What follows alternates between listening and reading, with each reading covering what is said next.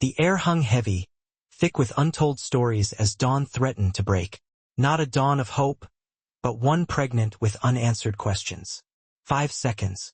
That's all it took for a life to irrevocably change, a trajectory to be altered by chance, or perhaps by fate. Elenina Carter, a name whispered in hushed tones of admiration and respect within the hospital walls, found herself adrift in a sea of weary souls. The clock mocked her with its slow, deliberate ticking, each second a stark reminder of the relentless demands of her calling.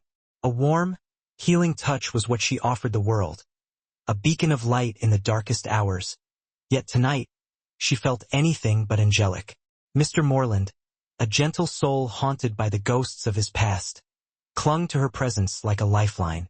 His gratitude was a balm to her own weary spirit, a reminder that even the smallest act of kindness could ripple outwards, creating waves of comfort and solace. Sophie, her kindred spirit, a fellow traveler on the arduous path of healing, offered a granola bar and a conspiratorial smile, a knowing glance that spoke volumes of unspoken understanding. Their friendship was a silent promise, a bond forged in the crucible of shared experiences, a sanctuary amidst the chaos. But as Elena stepped out into the humid embrace of the night, a nagging unease settled upon her like a shroud. The city, usually a symphony of vibrant sounds, seemed to hold its breath, as if anticipating something ominous. A headline screamed of escalating violence, a stark reminder of the darkness that lurked beneath the surface of everyday life. She pressed on, seeking refuge in the familiar rhythm of her footsteps, but the city had other plans for her. A flicker of movement, a pair of eyes glowing in the darkness, drew her towards an alleyway, a chasm of shadows and secrets. A groan, barely audible, pierced the silence, tugging at the threads of her conscience. Wise choices were cast aside, replaced by an instinct she couldn't deny. Elena, the healer, the angel of mercy, ventured into the unknown, her heart pounding in her chest like a drum. What she found there would forever change her life. A man, Luca, bleeding and broken, his life hanging precariously by a thread. His eyes, dark and filled with pain, held a flicker of fierce determination. A name whispered from bloodied lips, Dante, a name that resonated with danger and whispered warnings. Terror threatened to consume her, but training took over. She was a nurse, a warrior of compassion, and she wouldn't falter. With deft hands and unwavering resolve, she fought to save him, her voice a soothing balm against the rising tide of panic. "Angel," he murmured, his gaze fixed upon her face. The word echoed through the alleyway, a haunting melody that would forever be etched in her memory. Sirens wailed in the distance, a promise of salvation, but time was running out. She made a choice, a calculated risk, and delivered Luca to the hands of others, fleeing into the night before the shadows could claim her as well. Back in the sterile confines of her apartment, the weight of what she had done settled upon her. The city, she knew, wouldn't let such a debt go unnoticed. She hadn't just saved a life, she'd stepped into a world she didn't understand, a world of secrets and shadows, where danger lurked around every corner. Luca drifted in and out of consciousness inside the ambulance, and his medic muttered about some angel's placement of clotting pads while the ambulance rerouted to a private facility at the behest of a man named Matteo Marino. Luca was wheeled into an elite surgical suite, and Marino told his boss, Dante, that Luca had been stabilized, and that an angel indeed had been the reason. Dante Marino arrived, fueled by rage and grief, the loss of his father and the near loss of his brother a burning fire in his soul. He examined the bloodied scarf, a white cotton calling card. The paramedics clamped the cloth to his abdomen. An alley nurse, trained, fearless or too compassionate to fear. He ordered the alley searched and the woman found. Elena had saved his brother, but at what cost? The city's silence held no answers, only the promise of an encounter that felt inevitable and she feared would forever alter the course of her life. The city held its breath, a twilight hush clinging to brick and rain-slicked streets. But beneath the surface, a pulse quickened, a silent question hanging in the air. What unseen hand had dared to rewrite fate? Matteo's voice, clipped and efficient, sliced through the stillness, yet offered only fragments of a larger, more dangerous tapestry. But there's another angle. The Good Samaritan. Dante's eyes lingered on the scarf. An EMT transcript says Luca called her an angel. Repeated it on the ride over before he coded the first time. A strange heat, unsettling and unfamiliar, stirred within Dante's chest. An angel, her innocent hands stained with merino blood.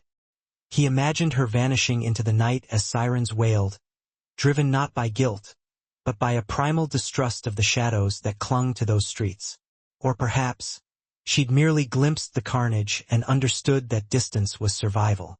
"Find her," he commanded, his voice a low rumble.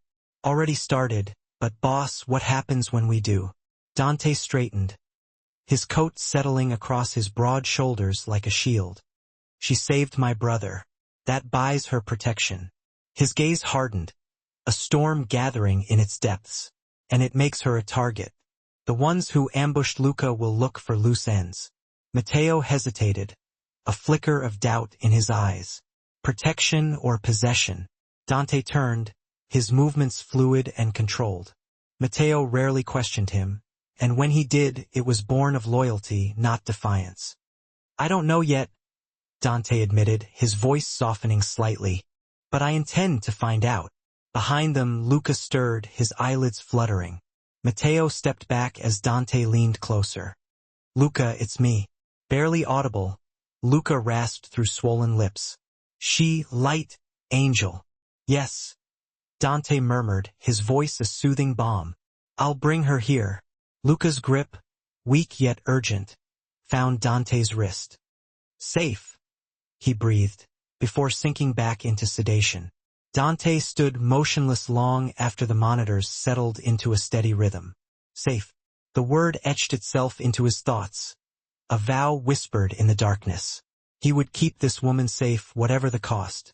Matteo cleared his throat, the sound crisp in the sterile air. "I pulled paramedic names off the manifest. One's cousin works nights at St. Vincent's. Probability they'll talk is low, but I'll lean on them. We're also tapping street-level contacts for anyone selling bullet tips from Tondocs. Use whatever it takes," Dante said, his voice unwavering. He stepped away from Luca's bedside and moved toward a corner table where a silver basin and antiseptic wipes awaited. He stripped off his gloves, tossed them aside, and washed methodically, the blood spiraling pink into the drain. When he finished, he dried his hands on a towel, then reached for the scarf once more.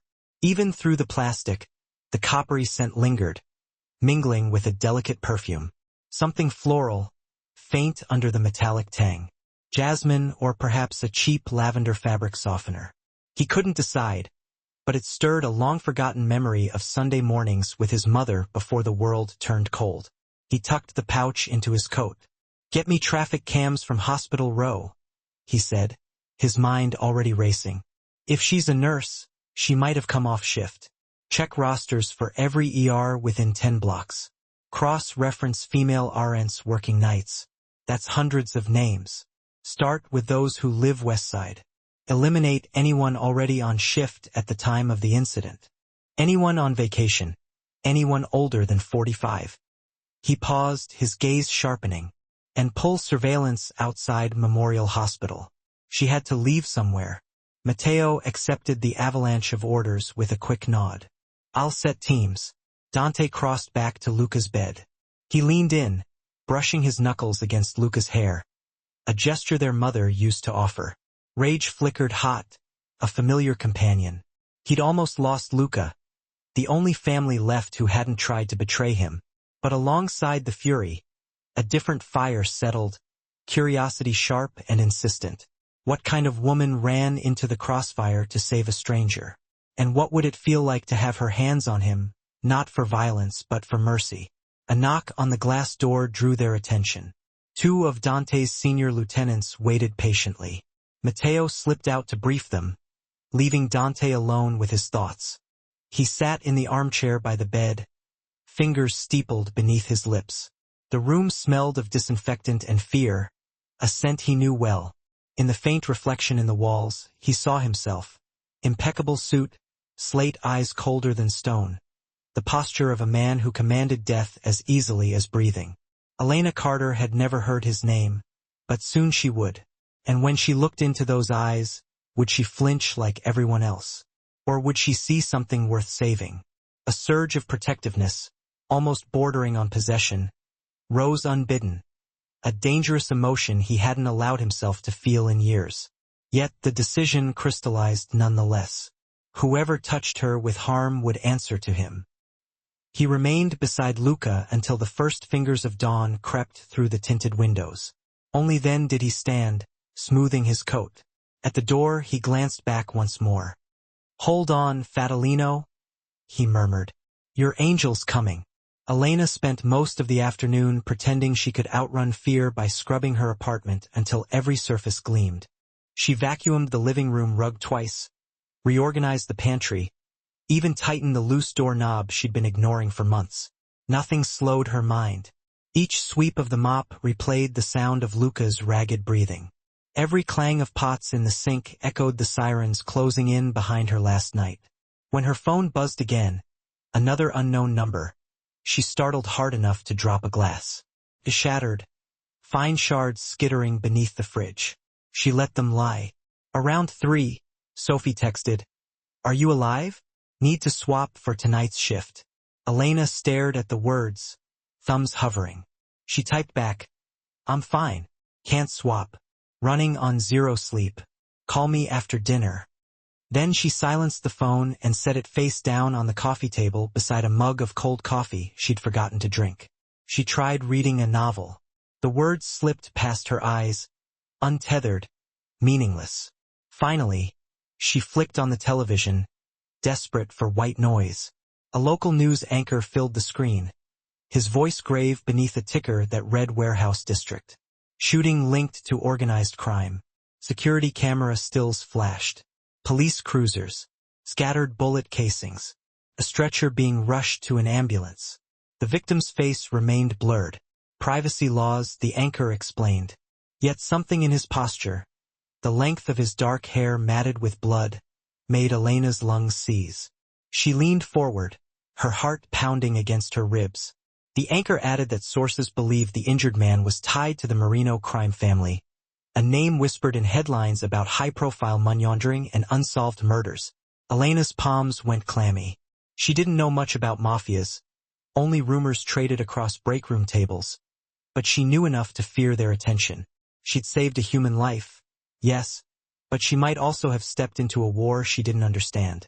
A knock rattled her door. She nearly screamed. Came again, softer this time. "Elena, it's Mrs. Chun from next door." Relief and embarrassment tangled.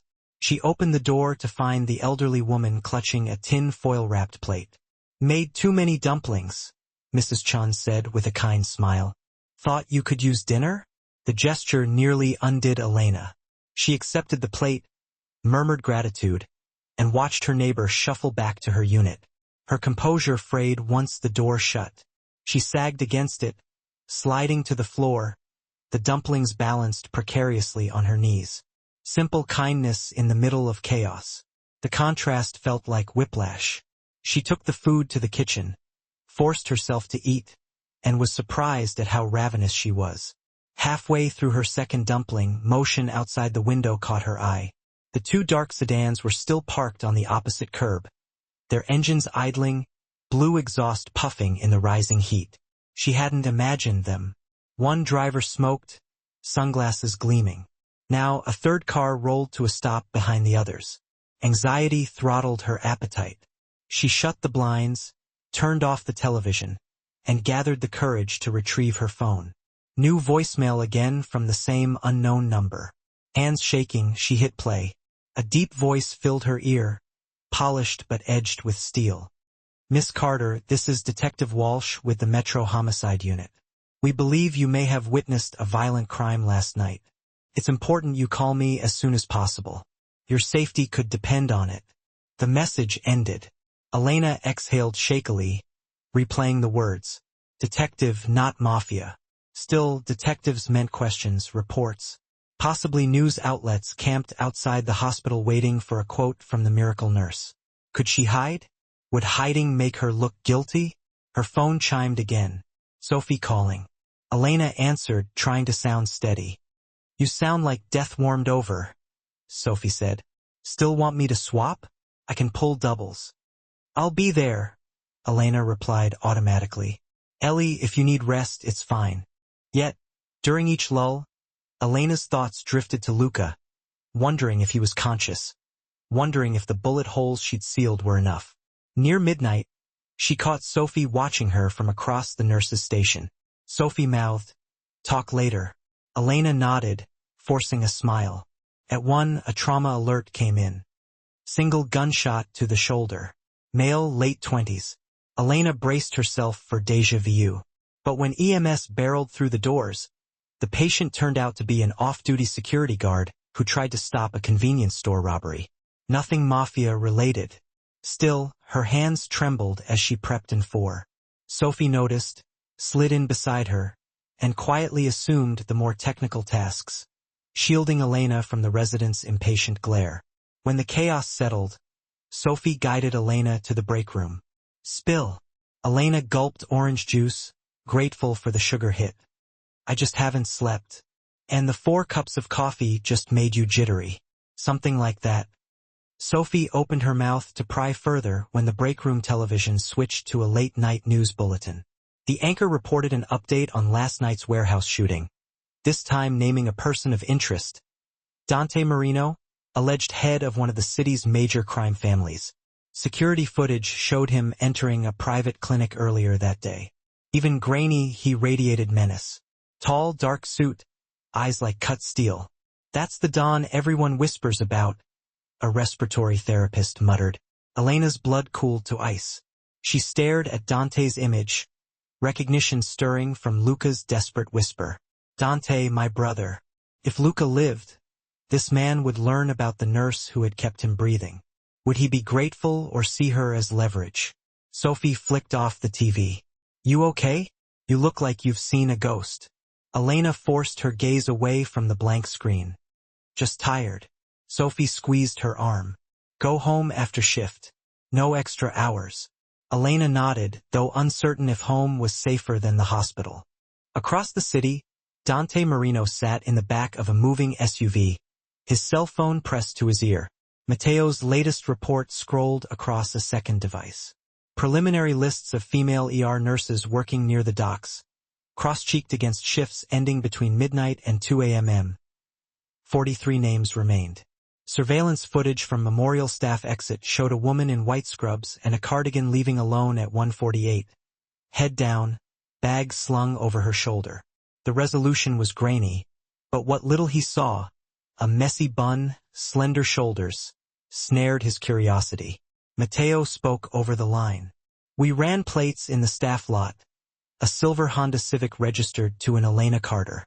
She matches the exit footage and fits the profile. Trauma nurse, night shift. Dante tasted the name, soft on his tongue. Address? Riverside Apartments, Unit 3C. Tales confirmed she left for work an hour ago. We've got eyes on the building. Good. Do nothing until I say. The SUV slowed outside Memorial's garage. Dante checked his reflection in the window, the calm face of a man who never begged. Yet something in him felt perilously close to plea. He stepped out, Matteo falling in behind. Inside, the late-night security guard blanched, but recognized the bribe tucked in Dante's breast pocket more than the man himself. They passed unchallenged, a pair of stairs, a service corridor, and they reached a pane of security glass overlooking the ER floor. From here, Dante could watch without being noticed. He scanned the controlled chaos until he found her. She leaned over a young boy's gurney, adjusting an oxygen mask, her lips moving in gentle reassurance. Even through glass, he saw the kindness in her posture, the soft glow that had drawn Luca back from death's edge. Light in a place of pain. Matteo murmured, "That's her." Dante nodded, unable to look away. Elena tucked a toy dinosaur into the child's hand, and the boy's tears eased. She smiled, tender yet weary. And in that fraction of a moment, Dante felt something unfurl inside him. An ache, sharp and inexorable. She doesn't know who we are, Matteo warned. She will, Dante replied, his voice low. But on my terms. How do you want to play this? Slow? She's skittish. We approach with care. Matteo raised a brow. Not your usual style. Dante didn't answer. Instead, he reached into his coat and drew out the plastic pouch. Under the fluorescent lights, the dark stains looked black, the cotton fragile as moth wings. Find out everything. Family, friends, routines. If the Ranadu family learns her name first, she's dead. He traced the blood pattern through the plastic, as though mapping the shape of her hand. She saved Luca because it was right, not because she wanted favors. That makes her the rarest kind of soul. He let out a breath. And the most vulnerable. Below, Elena hurried toward a supply closet. A night orderly bumped her shoulder. She apologized, even though it wasn't her fault, and moved on. Dante's chest tightened. In his world, apologies were currency, and weakness an invitation to strike. If she stayed where he could not control the threats, someone would exploit her gentleness. A low growl vibrated in his throat. Matteo heard it and straightened. Understood. Full protection. I want someone on her door before sunrise. Discreet. Yes, boss. And Matteo? Yeah. No guns where she can see them. She fears violence. We keep it outside her line of sight. Matteo's expression didn't change, but Dante sensed a flicker of surprise. Orders normally ran opposite, yet Matteo simply nodded. Consider it done. Dante slipped the blood-stained scarf into an inner pocket.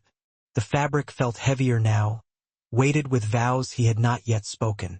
He gave Elena one last look, her head bowed over chart paperwork, unaware of the storm gathering around her, then turned away. As they left, his phone buzzed.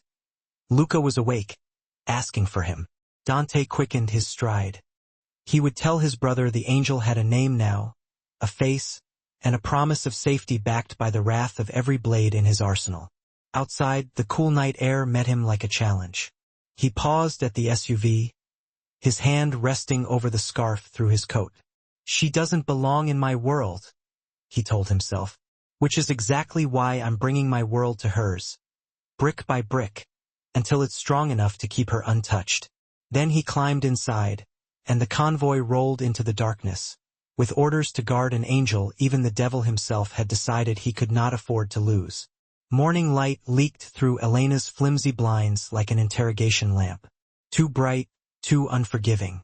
She blinked at the ceiling fan and tried to remember the last night she'd slept without jolting awake, convinced someone was in the room. Her body felt like it had been left out in the rain, heavy and cold despite the sweat dampening her skin. She scanned the bedroom, half expecting to find a shadow in the corner, but only her dresser and a laundry basket greeted her. The apartment smelled of stale coffee and bleach from yesterday's frantic cleaning spree. It used to smell like vanilla candles and quiet. Now every creak in the floorboards made her flinch. She sat up, the blanket clutched to her chest, listening. Nothing but the hum of the fridge beyond the open bedroom door.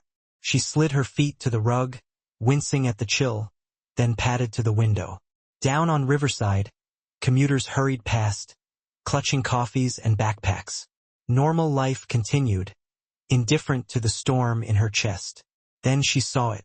A black sedan idling on the opposite curb. The driver's elbows propped on the wheel. Tinted windows, engine purring.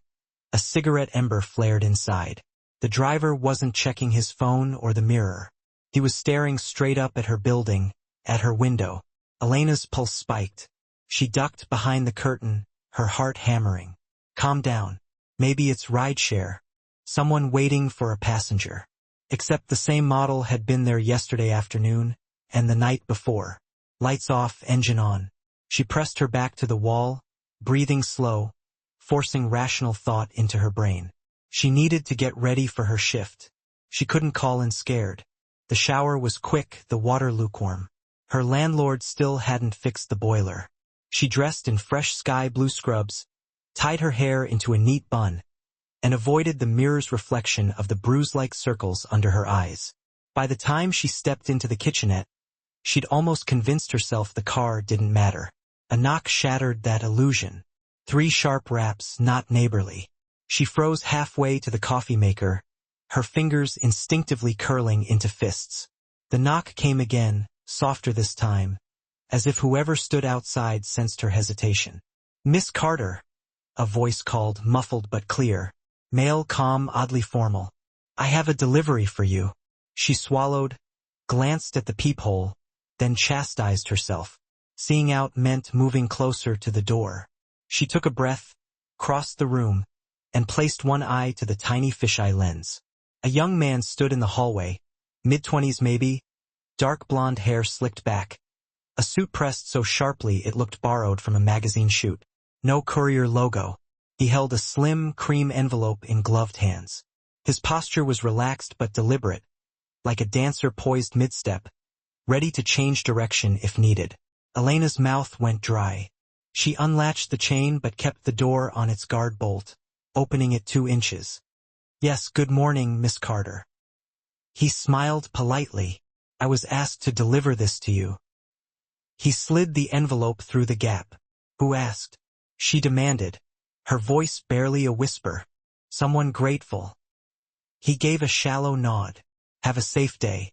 Before she could ask another question, he turned on polished heels and strode down the hall. She watched until the stairwell door swallowed him, then slammed her own door shut, her breath trembling in her chest. The envelope was unmarked except for her name in elegant black ink. Elena Carter. No return address, no logo. She considered throwing it away, but curiosity or dread pushed her to the table. She slit the flap with a butter knife. Inside lay a single ivory card. Expensive stock, its edges beveled. The ink flowed in neat handwriting, the kind that came from fountain pens and private schools. "You are not alone. You are protected. If you ever feel unsafe, call me. DM +13125559072. Her hands shook so hard the card fluttered. DM. The initials pressed into her skull like a hot iron. Dante Marino. She'd never seen his face other than through the TV screen, but she felt the weight of his gaze in those letters. Protected by whom?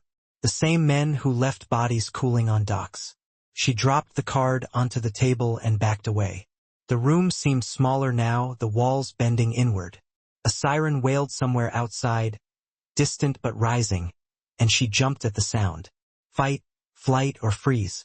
Her nervous system couldn't choose. She crammed the card back into the envelope and buried it beneath a pile of unpaid utility bills. Then she grabbed her stethoscope and ID badge and forced herself out the door. In the hallway, she half expected to find the suited courier lurking. It was empty, save for Mrs. Chen's cat weaving between door frames. Elena hurried past, down the stairs, clutching her tote to her chest like a shield. The building's front door groaned as she pushed into the morning sun. The black sedan still sat across the street. This time, the driver lifted 2 fingers off the wheel in greeting. No smile, just acknowledgement. Elena's blood iced. She unlocked her Honda, climbed inside, and clicked the locks before the door fully shut. Her breath fogged the windshield, though the air was warm. The sedan pulled away as she started her engine, slipping into traffic behind her. Coincidence? She pictured the card again, protected. No, watched. They were the same thing in Dante Marino's world. She cranked the volume on the radio and merged onto the avenue. 15 minutes later, she parked in her usual spot on level 2 of Memorial's staff garage. She killed the engine and waited, gripping the wheel until her knuckles whitened. The sedan glided up the ramp behind her, circled once, and settled into a slot near the exit. The driver stayed inside. Elena shut her eyes. "You stepped into my world the moment you pressed your hands to my brother's wounds." Dante's words from the news played in her mind, though she'd never heard him speak them. She forced herself out of the car, badge clipped to her collar, her spine straight. She wouldn't cower at work. She hurried across the concrete, the heels of her sneakers clicking like a metronome, counting down to something inevitable. Inside the ER doors, life screamed back to its chaotic normal. A toddler sobbed as his mother tried to calm him before stitches. Paramedic shouted for a trauma bay. The scent of antiseptic and burnt coffee grounded her better than any meditation app ever could. Sophie spotted her from triage and waved, her headset dangling. "You're early," she called over the commotion. "Needed normality," Elena replied, her voice thin. Sophie wheeled her chair closer. "You okay? You look like you slept in a freezer." The city held its breath, a hushed anticipation clinging to the air like mist. Elena, caught in its invisible currents, felt a tremor of something ancient, something awakened. It began, as these things often do, with a kindness, a selfless act in a darkened alley. A life saved. But some debts, she was learning, were paid in ways that shattered the very foundations of existence, rewriting destinies with an ink darker than night. "Didn't sleep much?" The words, a gentle probe from Sophie, echoed the turmoil within.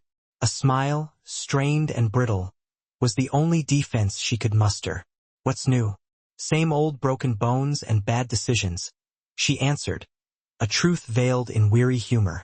But Sophie, bless her heart, saw through the facade. "You sure you're good? Because I can sneak you an energy drink and a hug." Both equally illegal on the floor. Elena's laugh, a fractured thing, hinted at the vulnerability she fought to conceal. Hug first, maybe caffeine later. The warmth of Sophie's embrace was grounding, a momentary sanctuary in a world spiraling beyond her grasp. "Thanks." Before Sophie could delve deeper, duty beckoned, a unit clerk waving them over with news that would forever alter her path. "Delivery for an Elena Carter." "I didn't order anything. It's flowers," the clerk said, pushing a polished wooden box onto the counter. A single white orchid was carved in relief upon the lid. No card. A silent message delivered with potent mystery. "Someone's got an admirer." The words hung in the air, a fragrant threat. Her throat tightened. She lifted the lid. Inside, a spray of white orchids lay nestled in silk, petals flawless, stems wrapped in silver ribbon. Their scent was light, almost powdery, a deceptive sweetness masking a hidden danger. "No card?" Sophie asked, shuffling tissue aside. The clerk shook her head. "Delivery guy said the recipient would know who sent them." Sophie hooted. "Mystery man spill." Elena snapped the lid shut. "Probably a mistake." She pushed the box back. "Send it to the volunteer desk. They'll appreciate them." Sophie frowned. "Elena, I can't accept them. I don't even like orchids." She forced a chuckle that sounded brittle. "I'm allergic." Sophie looked unconvinced, but didn't press as a stretcher rolled in behind them. Elena grabbed gloves and snapped into action, grateful for the distraction. Yet, as she sutured a teenager's arm, she caught herself glancing toward the entrance, half expecting Dante Marino to stride through. 2 hours later, she took a chart to radiology, passing a maintenance worker polishing a security camera above the elevator. He gave a curt nod, eyes sweeping the corridor like a guard. Elena's skin prickled. Even inside the hospital, she wasn't free of his reach. Her lunch break arrived without warning. She sat in the staff lounge, staring at a cup of tomato soup that had cooled to an unappetizing skin. Sophie joined her with a Greek yogurt and an inquisitive tilt of her head.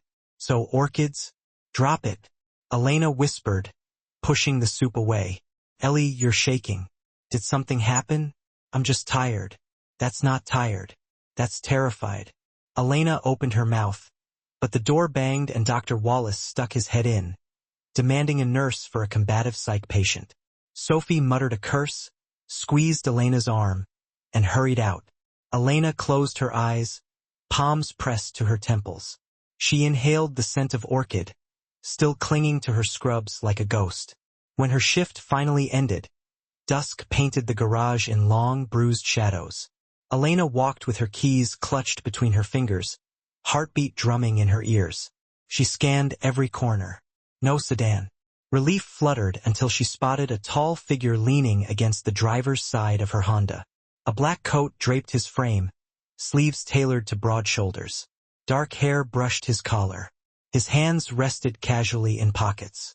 Yet everything about his stance radiated authority, like a lion pretending not to hunt. He looked up when she approached, gray eyes locked on hers with unsettling calm, and Elena knew without introduction that she was meeting Dante Marino in the flesh. Elena stopped a cautious 3 paces from her Honda, every instinct yelling at her to turn and run. Dante Marino pushed away from the car with languid ease, as if he'd merely been admiring the sunset through the concrete lattice of the garage. Up close, his height stole the breath from her chest. He stood at least half a head taller, shoulders filling the narrow lane so completely, she wondered how she'd ever squeeze past him. The overhead flood lamp carved shadows in the sharp lines of his face. High cheekbone, strong jaw, lips set in a quiet, unreadable curve. Those steel-gray eyes never left hers. "Miss Carter," he said, voice smooth enough to skim across the tense air, yet carrying an unmistakable edge. "I'm pleased to finally meet you." She swallowed, tasting copper at the back of her throat. "You're blocking my car." He glanced over his shoulder as though surprised by its existence, then stepped aside with a slight bow. "Forgive me." Elena slipped the keys from her pocket. Her hands weren't steady, and the jangle betrayed her nerves. She gripped them harder. "How do you know my name?" "Your name is the easiest detail I know." He spoke softly, a gentle lilt that didn't match the violence his reputation promised. "I owe you a debt, Elena. You gave my brother a chance to breathe. He's alive because of you."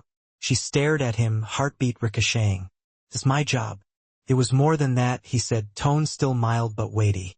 "You found him in an alley where no one else would have stopped. You held his life in your hands and chose to save it. I will not forget." Cold air brushed the damp nape of her neck. She darted a look toward the ramp.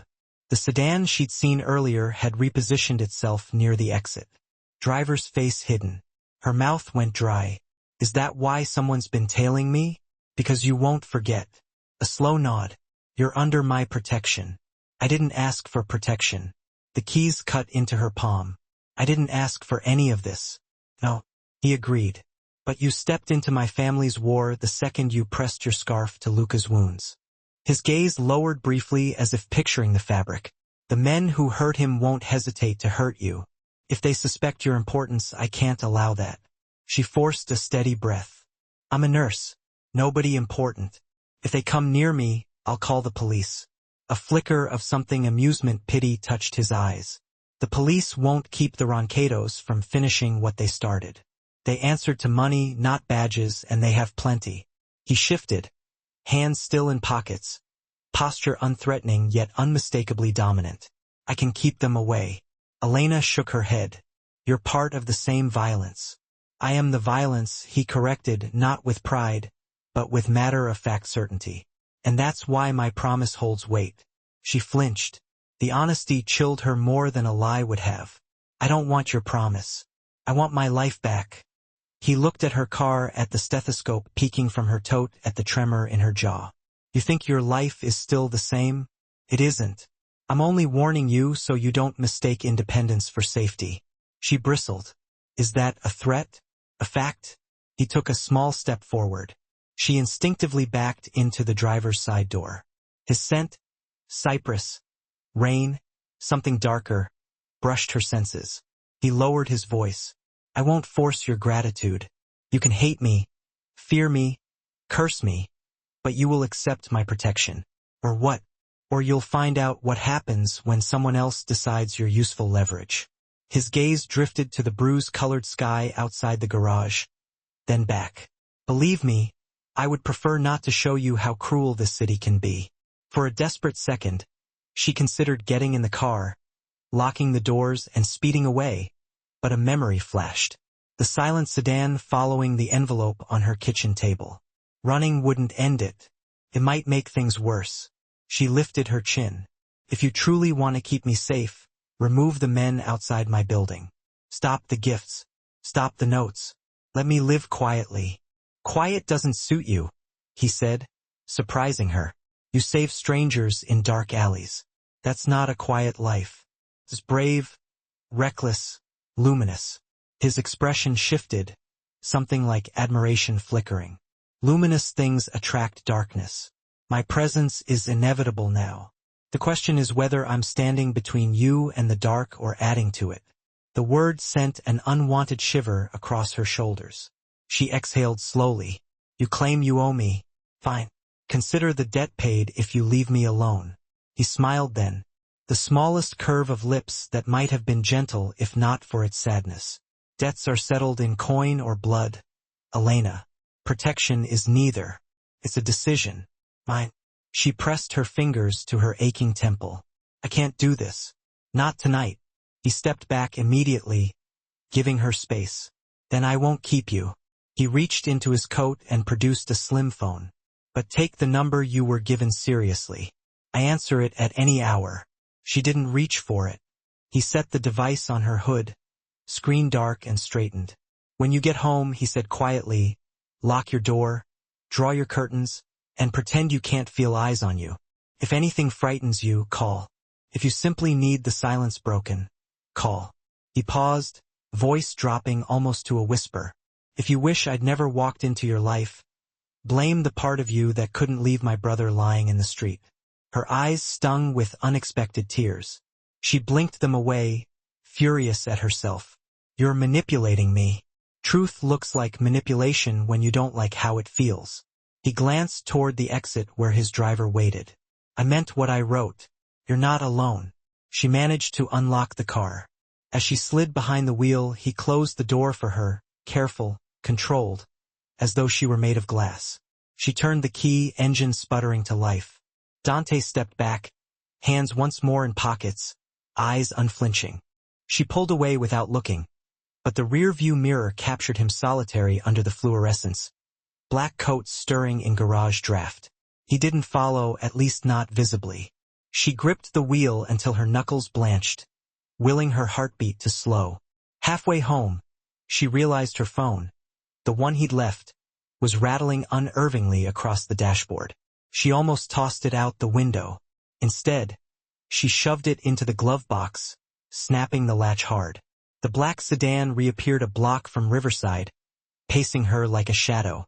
She parked in haste and sprinted to her building entrance before the sedan even rolled to a stop. Upstairs, she locked the door chain and deadbolt, then flattened her back against it, breathing ragged. The walls felt thinner than paper. The adrenaline crash left her trembling. She paced the living room, counting heartbeats, fighting the urge to call Sophie. She didn't want her friend caught in a crossfire she barely understood. Finally, she grabbed the landline receiver, safer than the phone Dante planted. She reasoned, and dialed her mother's number, finger hovering over the last digit. What would she say? Hi, Mom. I saved a Mafia prince, and now the king wants to protect me. She hung up, tears burning behind her eyelids. The apartment was too quiet. She switched on the TV for noise. A sitcom laugh track clashed with the pounding in her head. She muted it, stared at the scrolling captions she couldn't focus on, then rose and fetched the glove box phone. The weight of it in her palm was obscene. She pressed power. The screen pulsed alive. Wallpaper already set to a minimalist black field. Only one contact sat in favorites. D. She stared at the single-letter thumb hovering over call. She imagined him in whatever fortress he ruled, waiting, certain she would cave to fear. No. She powered the phone off again, tossed it on the couch, and retreated to the bathroom to splash water on her face. Her reflection looked alien, pupils dilated, cheeks flushed, lips parted like she'd run a marathon. When she stepped back into the living room, the phone lay where she left it, but the envelope on her table had moved, slid an inch as though nudged by an invisible hand. She froze. A draft from the window or paranoia? She checked the lock. Secure. She blamed exhaustion and lifted the envelope, weighing it as if it could explain itself. Then she put it in the freezer. Irrational, but it felt safer sealed in ice. She made a sandwich she barely tasted and retreated to the bedroom. She pulled a dresser in front of the door, wedged a chair under the knob, then curled on top of the comforter wearing sweatpants and sneakers. The bedside clock blinked past midnight. She counted the minutes between car engines on the street, listening for footsteps in the hall. When sleep finally came, It was brittle and shallow, full of gray eyes and crimson alleys. Dante watched the lamp flicker behind Elena's third-floor blinds from the passenger seat of the sedan. Matteo sat behind the wheel, silent, gaze scanning mirrors. "You said you'd give her space," Matteo murmured.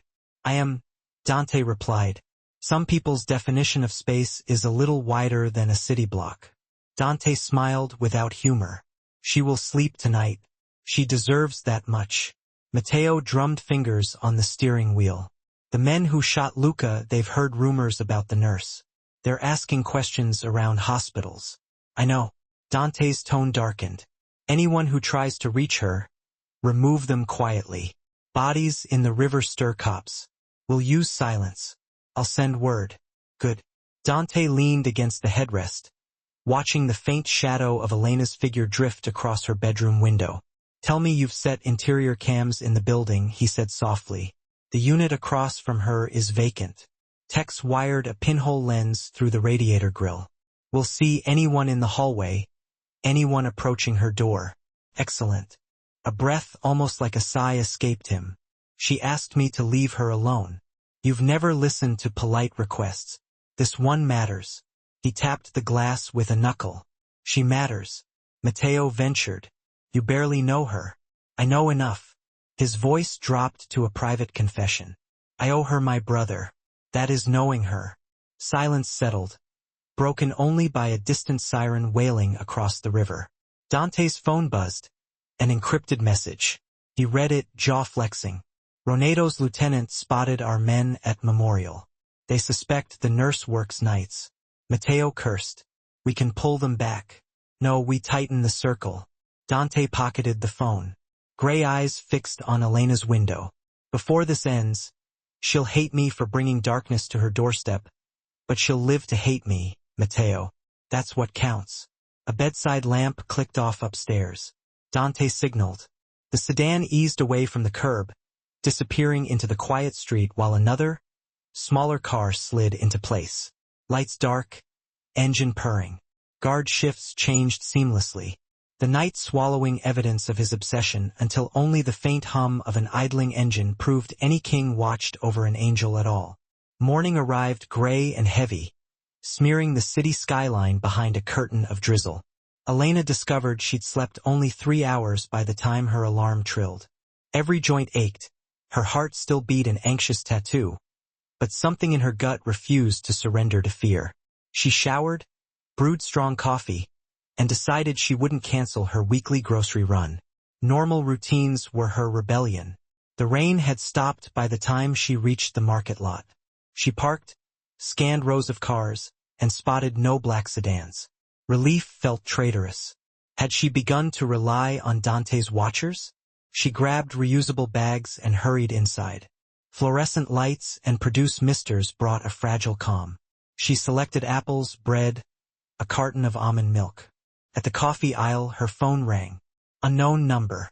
Her thumb hovered before she answered. "Miss Carter, Detective Walsh, Metro Homicide."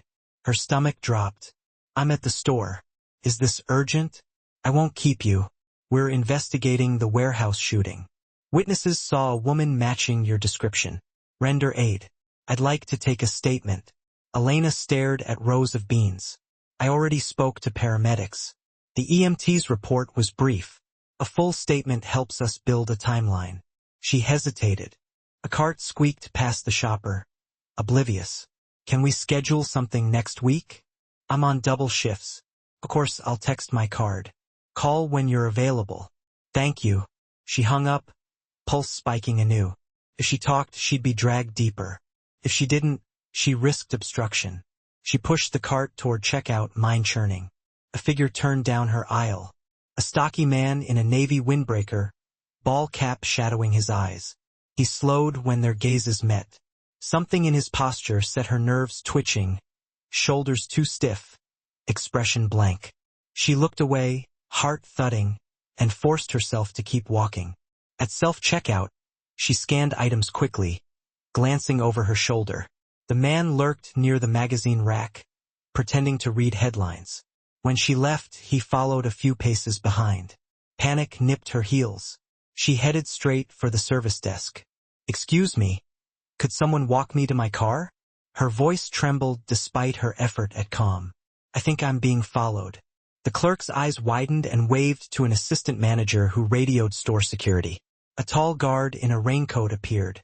The man melted into another aisle. The guard escorted Elena to the lot, scanning parked vehicles. No sign of the follower. "Probably just coincidence," the guard said, loading her bags into the Civic. "But smart to ask." "Thanks," she murmured, slipping into the driver's seat. She locked the doors and pulled out. In the rear view, she spied the man leaving the store, scanning for her. He spoke into a phone, frustrated. A fresh bolt of fear jolted her foot on the accelerator. Rain began again, heavy drops drumming the windshield as she merged onto River Parkway. Traffic crawled. She kept checking mirrors. Half a mile from her exit, a black SUV slipped behind her bumper, headlights glaring. Not Dante's sedan. Plates were out of state. Her pulse spiked. She switched lanes. The SUV mirrored. She switched again. So did it. Ahead, a yellow light turned red. She braked hard. The SUV edged so close she felt its heat. Time slowed. Instinct roared. "Move."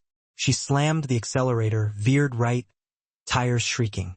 The SUV shot forward too late. Stuck behind a delivery truck. Elena careened onto a side street, heart hammering. She didn't slow until she reached a crowded cafe lot.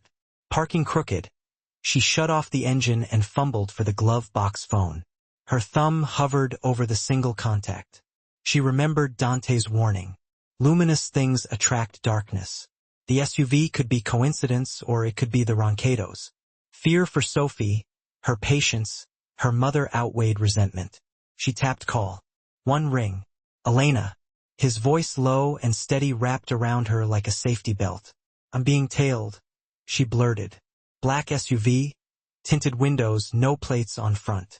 "They nearly forced me off River Parkway." "Where are you?" "Bella Cafe, Jefferson, and 8th. They lost me in traffic." "Stay inside the car. My people are 3 minutes out."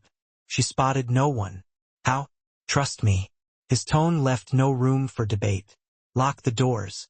She obeyed and watched drizzle paint the windshield. 3 minutes stretched into eternity before a charcoal coupe slid into the adjoining space. The driver's window lowered. Matteo Marino looked out, rain beating on his lashes. "Come with me," he said. "Your groceries will be delivered later." Elena hesitated. Her phone buzzed. Dante was still on the line. "The safe," he murmured. She grabbed her purse, left the keys, and climbed into Matteo's car. The cabin smelled of leather and ozone. She nodded, suddenly conscious of her soggy sneakers on polished hardwood. "I followed your directions." "Good." He shed the coat, draping it over a chair. Matteo slipped out, doors closing behind him. Raindrops slid down the window pane. Dante poured 2 glasses of water from a crystal carafe. Handed one to her. She sipped, surprised at the steadiness in her hand now that he was near. "I'm sorry," he said after a moment. The admission startled her. "I underestimated how quickly the Roncados would act. I thought warning their street crews off my territory would be enough." He exhaled, gaze fierce. "It won't happen again." She set the glass on a side table. "What if my presence hurts your brother's recovery?" she asked, voice low. "What if they use me as leverage?" His expression softened in a way that frightened her more than his hardness. "You worry about Luca. You blame me for stepping into your world. But you and your enemies pulled me in. I don't want war. Neither do I." He approached slowly as though skittish wildlife might bolt. "I want control, peace by force if necessary, and I want you to live the life you deserve." Her laugh came sharp and brittle. "I can't do that with armed shadows following me." "Then stay somewhere safer here or another property of mine." "You want me hidden?" She folded arms across her chest. "Caged. Sheltered." He corrected. "Until the threat passes." "How long is that?" He didn't answer. Rain ticked against glass like a clock marking silence between them. "I know how this looks," he said finally. "But my vow remains. No harm will touch you. If you walk out now, that vow stands. I'd rather you accept safety willingly." Her heart fluttered with a confused mix of anger, gratitude, and something more dangerous. She turned to the windows. The city lights blurred beyond the veil of rain. I need to think. Take tonight. Matteo will drive you home in the morning or wherever you choose. If you decide to stay longer, rooms are prepared. She faced him again. Her life had irrevocably shifted. Yet, in this fleeting interlude between lightning and thunder, chaos paused. She closed her eyes, unsure whether sleep or tears would claim her first. Dante watched the closed portal long after her absence, hands clasped at his back. Matteo arrived, silent as a shadow. Well, Matteo inquired. She will remain for the night. And the days to come? Dante's voice carried a subtle blend of resolve and uncertainty. That choice rests with her. But should the Ronados seek leverage, they will exhaust 1,000 avenues before finding the one she willingly chooses. Matteo's gaze drifted towards the rain-streaked skyline. War is approaching, boss. Or rather, it is already here. Dante's gaze settled on the hallway leading to the guest chamber. The difference now is, I possess something worth fighting clean for. As dawn tentatively approached, the rain subsided, leaving the city gleaming under sodium lights. A few miles from Dante's fortress, the back room of a closed establishment pulsed with hushed discourse. Lingering scents of decay mingled with the tang of gun oil and stale cigarettes. 3 men surrounded a table scarred by past conflicts. Ronadu soldiers in civilian clothes. Gianni, the ranking lieutenant, extinguished the last ember of his cigarette, rainwater dripping from his hair. The information better be accurate, Gianni declared, flicking ash. Rumor suggests Marino's brother lived because of a woman. A nurse, the younger soldier scoffed. A mere civilian. Gianni's lip curled. Civilians bleed like any other, but their pain cuts Marino deeper. Whoever he shields becomes a tool. He produced a grainy photo, placing it on the table. Elena in scrubs, caught unawares by a security camera. Memorial Hospital, night shift. Name unknown, but we possess a face. Marino is growing careless. The younger soldier whistled. No, Johnny corrected, his tone dangerous. He is growing sentimental, and sentiment breaks men. He tapped the photo. Find her schedule. Find her dwelling. Seize her quickly. No fanfare. A nurse is silenced easily when a weapon is pointed at her patients. What of Marino's surveillance? Her shift changes, hospital parking garages, labyrinthine corridors. We wear masks. No bodies left behind. Tonight we commence. By tomorrow, my employer will have Marino begging. A knock echoed, a code understood only by those initiated. A courier slipped through the narrow opening, thrusting an envelope forward before vanishing. Johnny ripped it open. A single playing card emerged. The Queen of Hearts, blood staining its edges. He flipped the card. Ink scrawled across the back. Touch her and die. No signature, only a crest bearing the image of an orchid. The card crumpled in Johnny's hand. Rage warred with fear. He crammed the card into his coat. Move fast, he snarled. Before he writes more love notes. They vanished into the night, engines roaring to life down the street. 28 stories above the river, silence reigned, save for the low hum of machinery and the city's muted pulse. Elena awoke near noon, disoriented by the unfamiliar silk sheets and the comforting weight of a duvet. Soft light seeped through the curtains, painting the room in delicate hues. For a moment, she imagined the entire ordeal had been a fever dream. Then, she noticed a suit jacket draped over a chair, a stark contrast to the pale fabric beneath it. She sat up. A note lay on the bedside table. Kitchen, coffee. Join me when you're ready, D. Her first impulse was flight, the second, distrust, the third, the sharp pang of hunger. She dressed, then padded barefoot towards the light.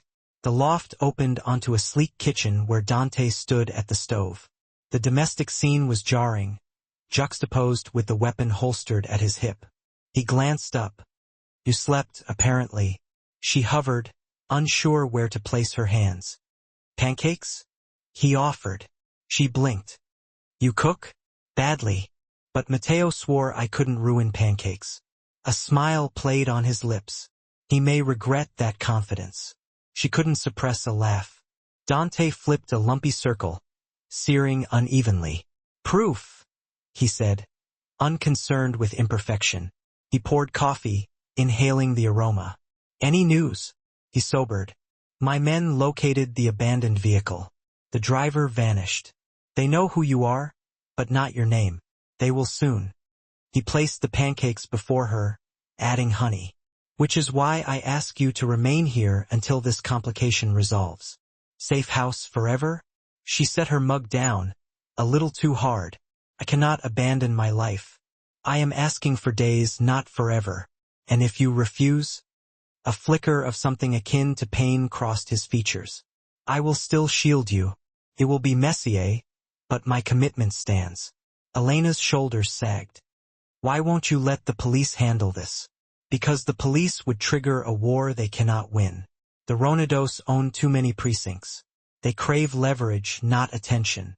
They will hunt quietly. I will hunt louder. He shrugged. Violence is a language I speak fluently, but I prefer precision. He pushed the plate towards her. Eat, then decide. She sat, her appetite hesitant. The first bite was surprisingly palatable. Matteo had been right, not ruined. I will relay the compliment.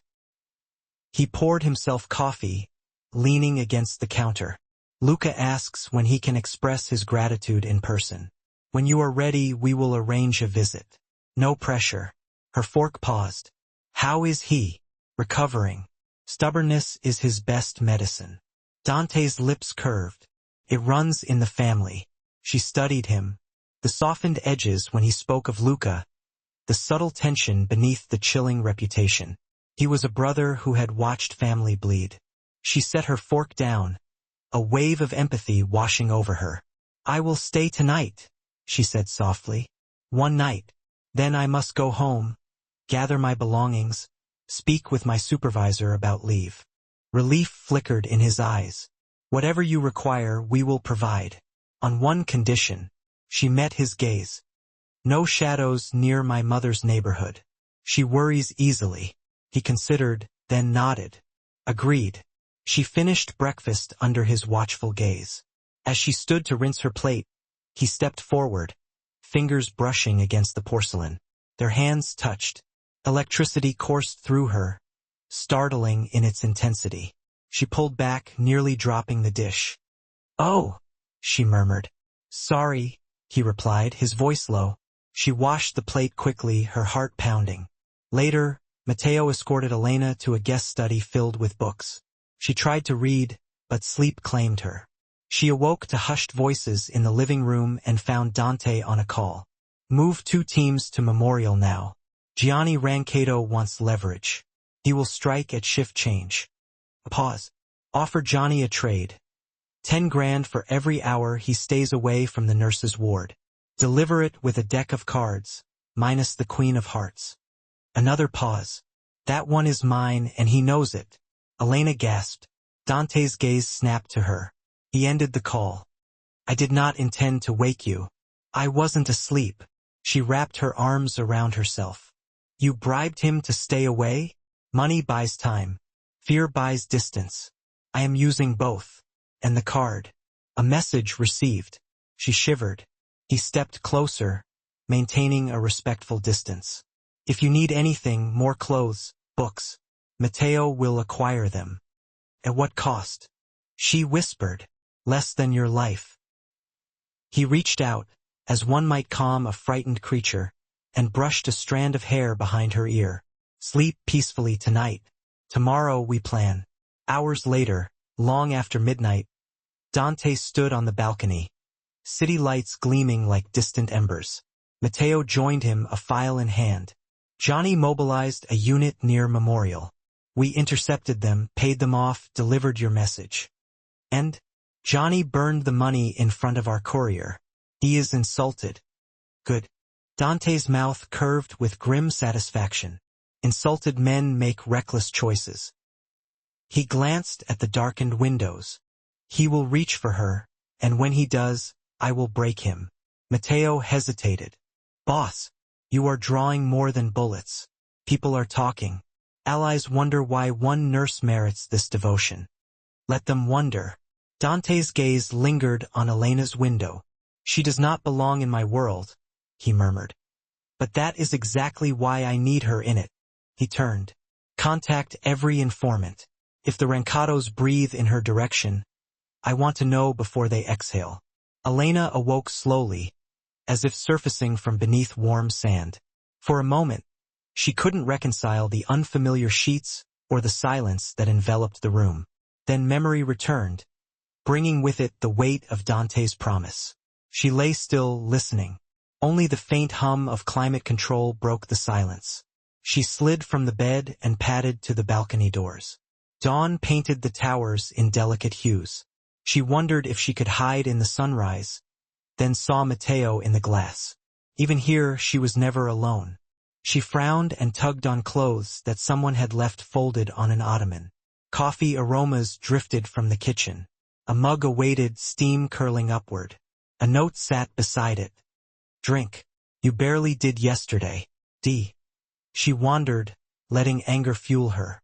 She crossed to a door she'd thought was a closet. It opened onto a passage. At the end, another door sealed with a biometric pad. She pressed her fingertips against it. The lock beeped and slid open. Her stomach dropped. He had already authorized her fingerprints. She stepped inside. Monitors lined the walls, each displaying a silent feed. Her apartment building, the nurse's station, the street outside her friend's house. On the largest screen, a looped image of Johnny Rancato, Queen of Hearts in his hand. Every feed betrayed how thoroughly her life had been invaded. It feels invasive because it is, a voice said. Matteo stood in the doorway. This is why we keep you off certain floors. You are spying on my friends.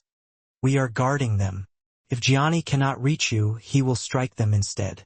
Matteo gestured to a feed of her mother's hallway. It is precaution, not amusement. Does Dante watch these all day, every day? He checks what matters. And you matter. That's not a comfort. Then it is the truth. He stepped aside. You saved Luca. Dante will do more than hesitate before letting harm find you. He already has. This is harm. Matteo's gaze softened. You think of cages as things with bars. Dante's cage is visibility. If he can see you, he can control risk. He paused. And perhaps more than risk. Elena hugged herself. So what now? I'm supposed to thank him? You are supposed to decide whether protection is worth the cost. For what it is worth, I would resent it too, but I would also choose living. I never asked for philosophy. Philosophy comes free with the coffee. Dante is on the terrace. If you want answers, he will give them. She brushed past him, pulse hammering. She stopped a yard away from Dante, who was standing on the terrace. You found the surveillance room. She stepped onto the terrace. You gave me access with my fingerprints. Did you expect gratitude? No. Clarity.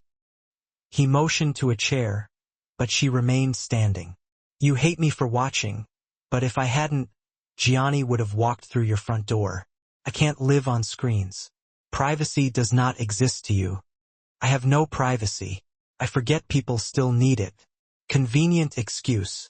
No. Ugly truth. He met her eyes. You think I am building a cage? Maybe. But cages can be dismantled. Graves cannot. You stole my choice. I saved your life. My methods terrify me. Then teach me different ones. The statement startled her. You are asking me to change you? I am asking for patience. I cannot rewrite my past, but I can learn how not to write yours in blood. The closeness of him, cologne mixing with morning air, pulled at something low in her belly. She hated how her pulse misread the danger. Let me leave. Prove you are better by letting me go. He searched her face.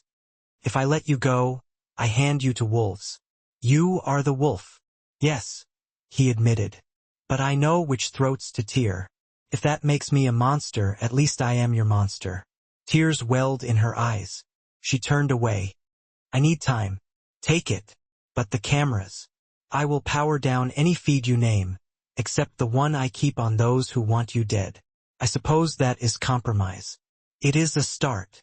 He stepped back. Breakfast is ready when you want it.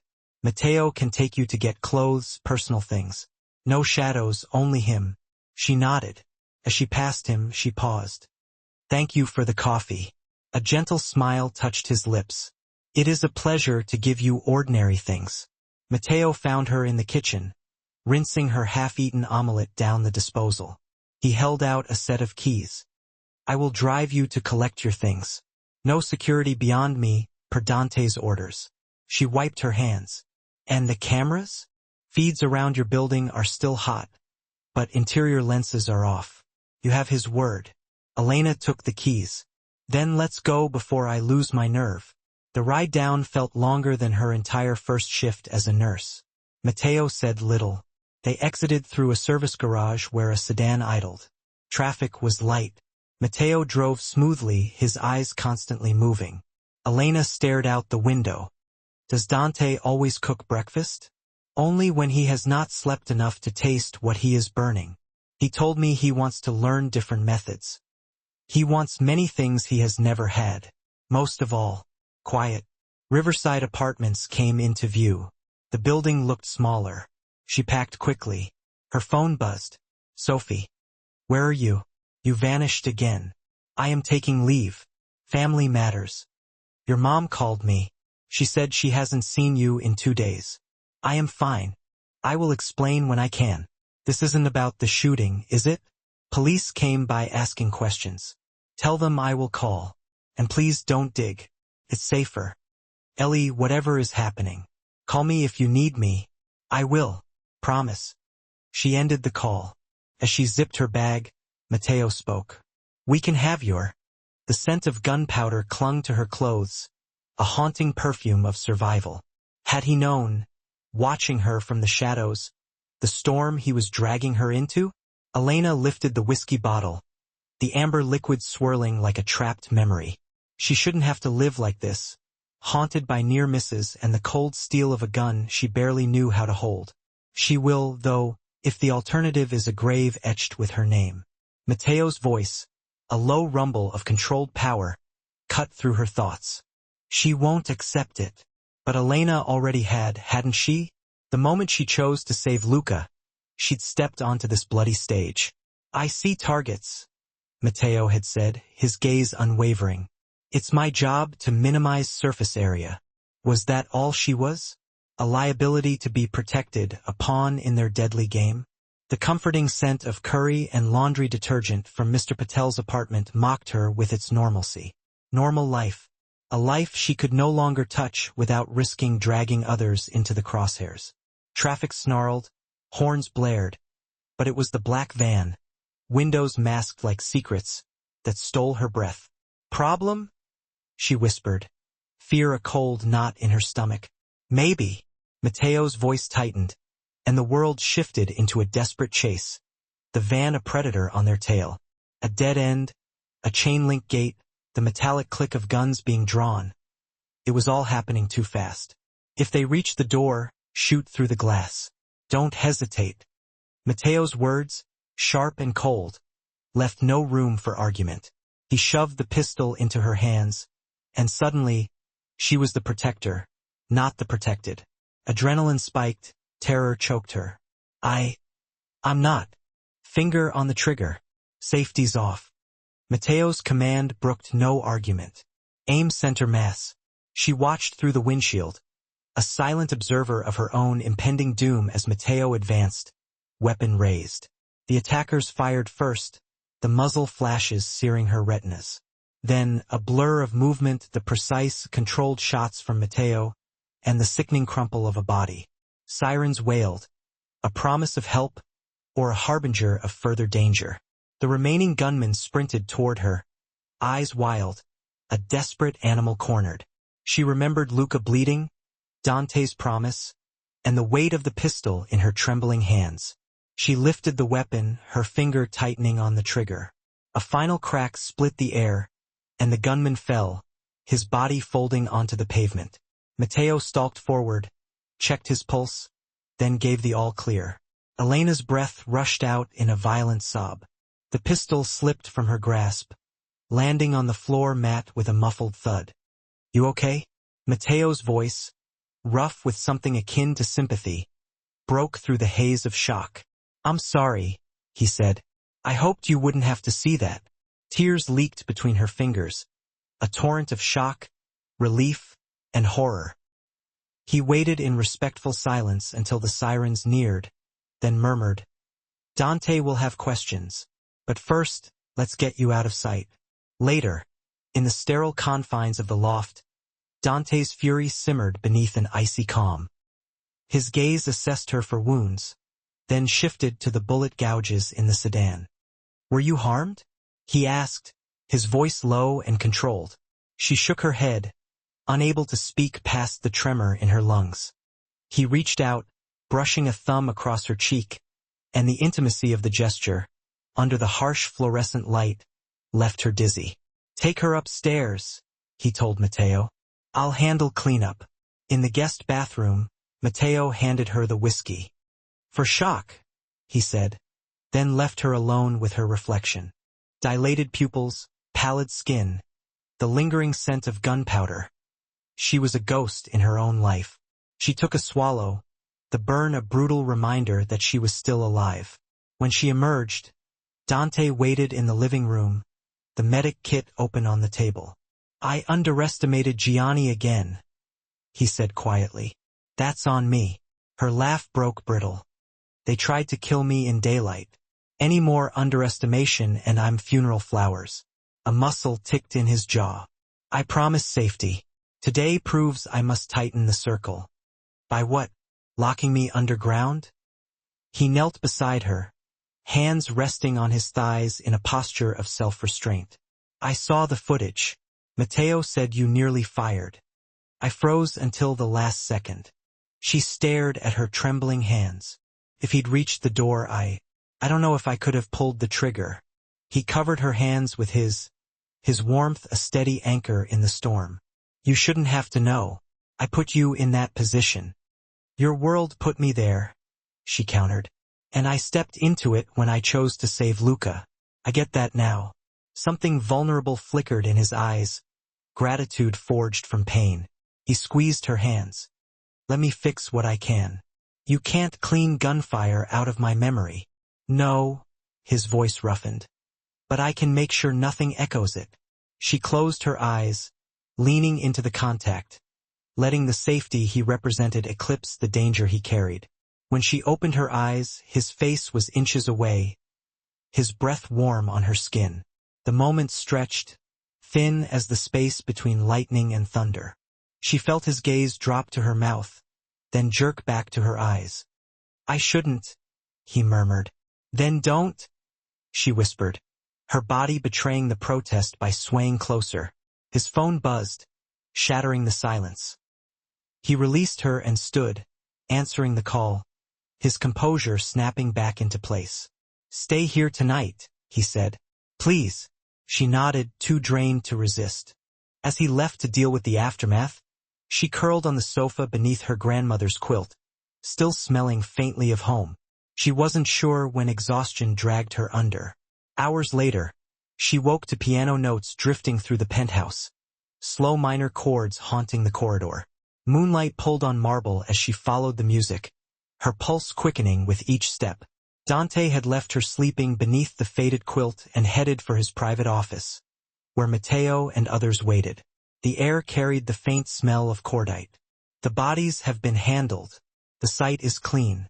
No civilian video surfaced," Mateo reported. "Good," Dante said, his voice softer than the rage simmering beneath. "Tell me about the leak." The leak was found a respiratory therapist named Brian Hale, who handed Elena's employee rosters to a courier. "You detained him?" Dante asked, and Mateo confirmed. Dante thought. Elena's wide eyes as she nearly pulled a trigger haunted him. She shouldn't shoulder the burden of killing to survive him. "What about inside our own walls?" Dante asked about the source in their own company, and Wren reported that the prime suspect was a Thomas Greco. "We harden every layer," Dante said, and then pictured Elena's slim hands clutching cold metal, and his nerves were racked with anger that she had been forced to be in this position. She shouldn't have been forced to choose. That ends.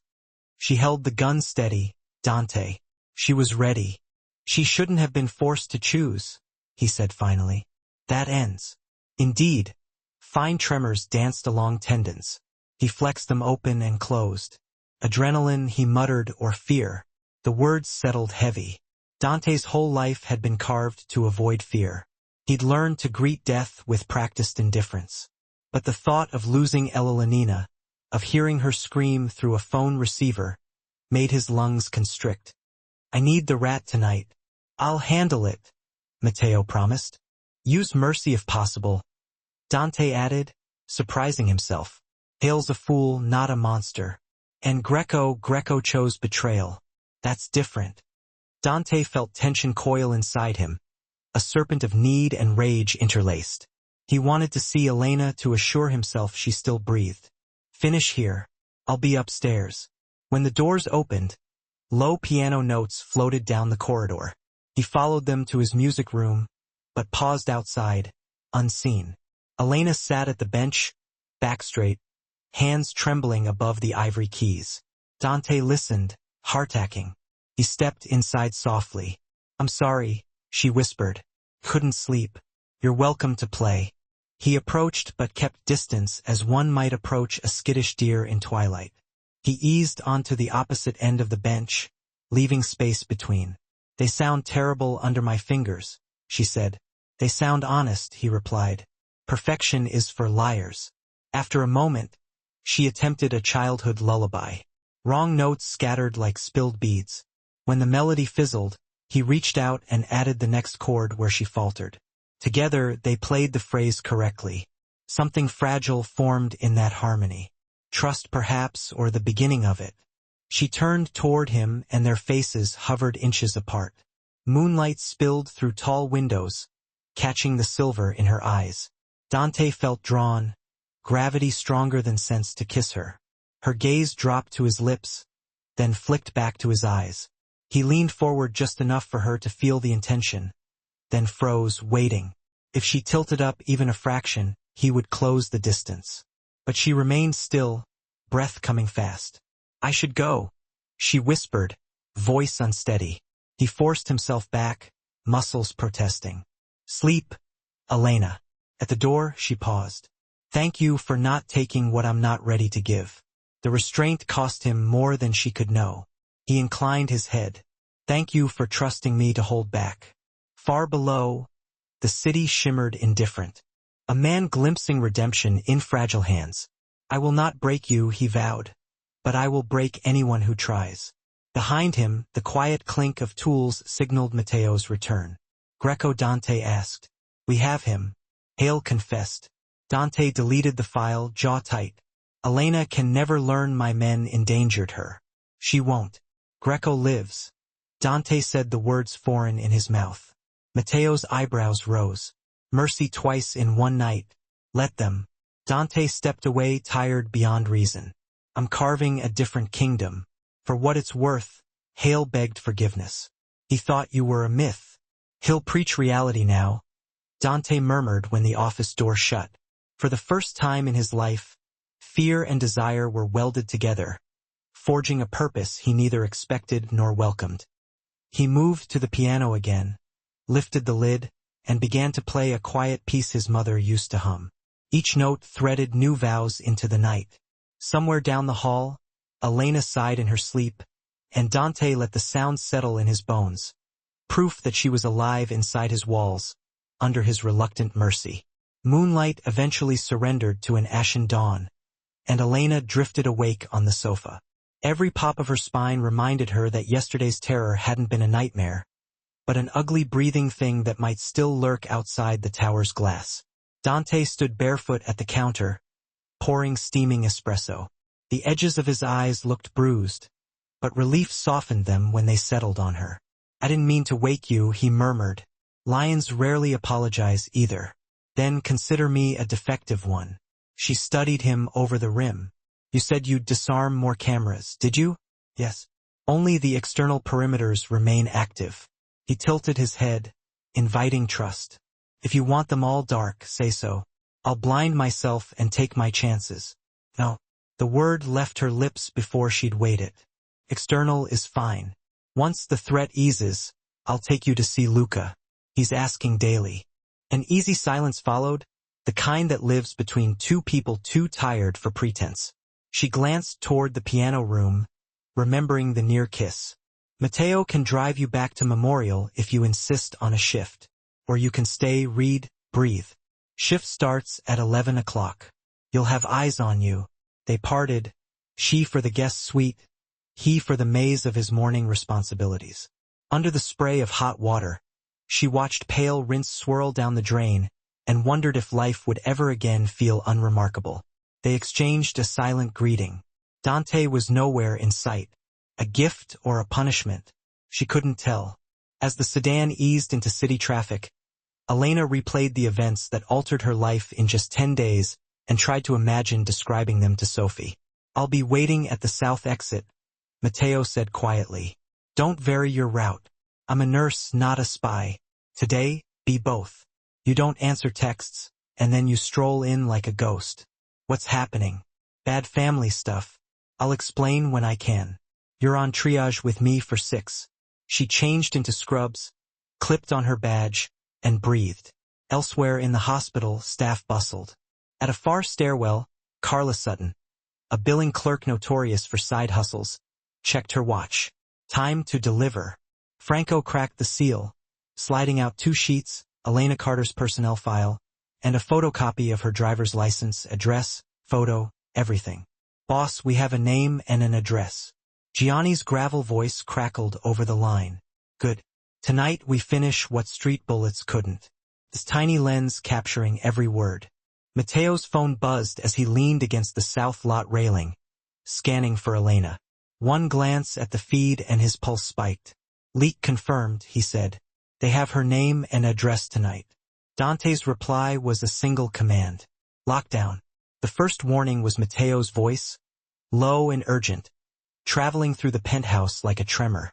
The air hung thick with unspoken dread, a silence so profound it threatened to shatter.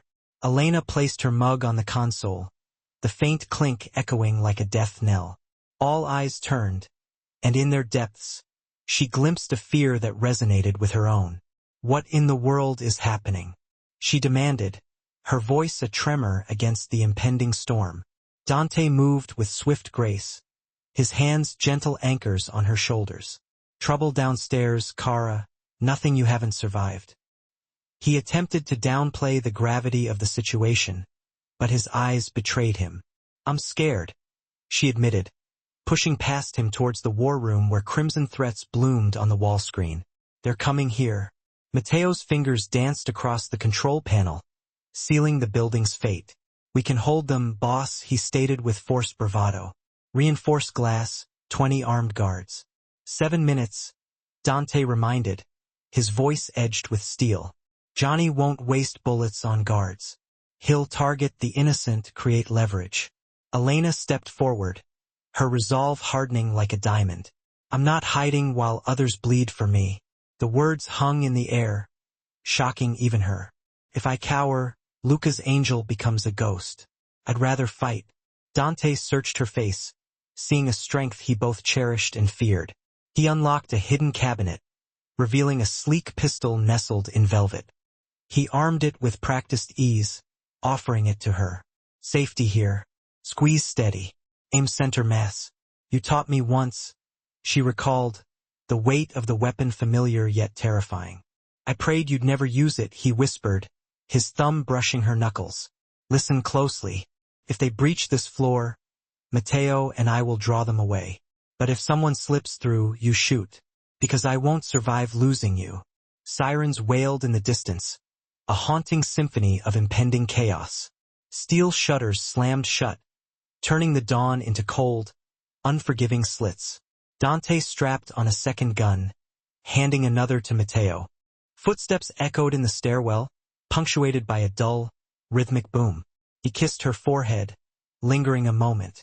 Closet opposite the piano room. Bulletproof door. Panicoms. She shook her head. I stay visible. They want leverage, remember? His eyes held a silent battle. Then, with visible pain, he nodded. Stay close to the walls. No heroics.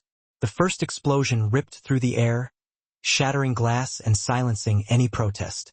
Matteo and Dante sprinted into action, leaving Elena standing alone, gun raised. Her breath came in measured counts, a technique honed in the chaos of the emergency room. Counting in, counting out, just like calming a code blue patient. Automatic fire erupted down the corridor, brittle and metallic. She flattened against a marble column, adrenaline flooding her senses. Each sound amplified, each bullet ricocheted, painting a vivid and horrifying picture in her mind. Glass shattered, smoke billowed, and through the haze, a figure emerged.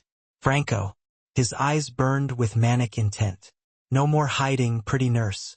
He lunged, knocking her wrist. The shot flew wild, scorching the ceiling. He seized her throat, forcing her against a bookshelf. You're costing us a fortune, he hissed, his grip tightening. Fear threatened to consume her, but anger flared brighter. She kneed him hard in the groin. As his grip loosened, she slammed her forehead into his nose, hearing the sickening crunch of cartilage. He howled, staggering back. She raised the pistol with both hands, sighted his shoulder, and fired. Franco spun, blood spraying. He fumbled for his weapon, but she shouted, "Drop it!" Her voice, cracked but firm, resonated with the authority forged in trauma bays. He hesitated. Then Dante's silhouette filled the doorway, pistol leveled. 2 shots thudded into Franco's vest, knocking him flat. A third ripped through his thigh. Silence crashed down, deafening and absolute. Dante strode forward, his gaze murderous. Elena's gun trembled in her grasp. He crouched, checking Franco's pulse, then looked up at her. You okay? She nodded, throat raw. I'm fine. Floor secure. Matteo's voice crackled over the comms. Survivor subdued. Dante rose, holstering his pistol and gently prying hers from her stiff fingers. He placed it on a shelf, then pulled her into his arms. She sagged against him, adrenaline draining, tears stinging her eyes. It's over, he whispered, pressing his cheek to her hair. You did everything right. Guards arrived, securing the wounded intruder. Matteo entered, blood splattered on his sleeve. Gianni's down 2 captains, he stated grimly. The rest retreated. Dante kept his arm around Elena. Have medical treat him, then lock him where he can feel the pain. You'll lose everything for her, Franco spat, glaring up. I'd burn everything for her. Dante countered, his gaze chilling. She'll drown in your fire. Franco laughed raggedly. Dante didn't answer.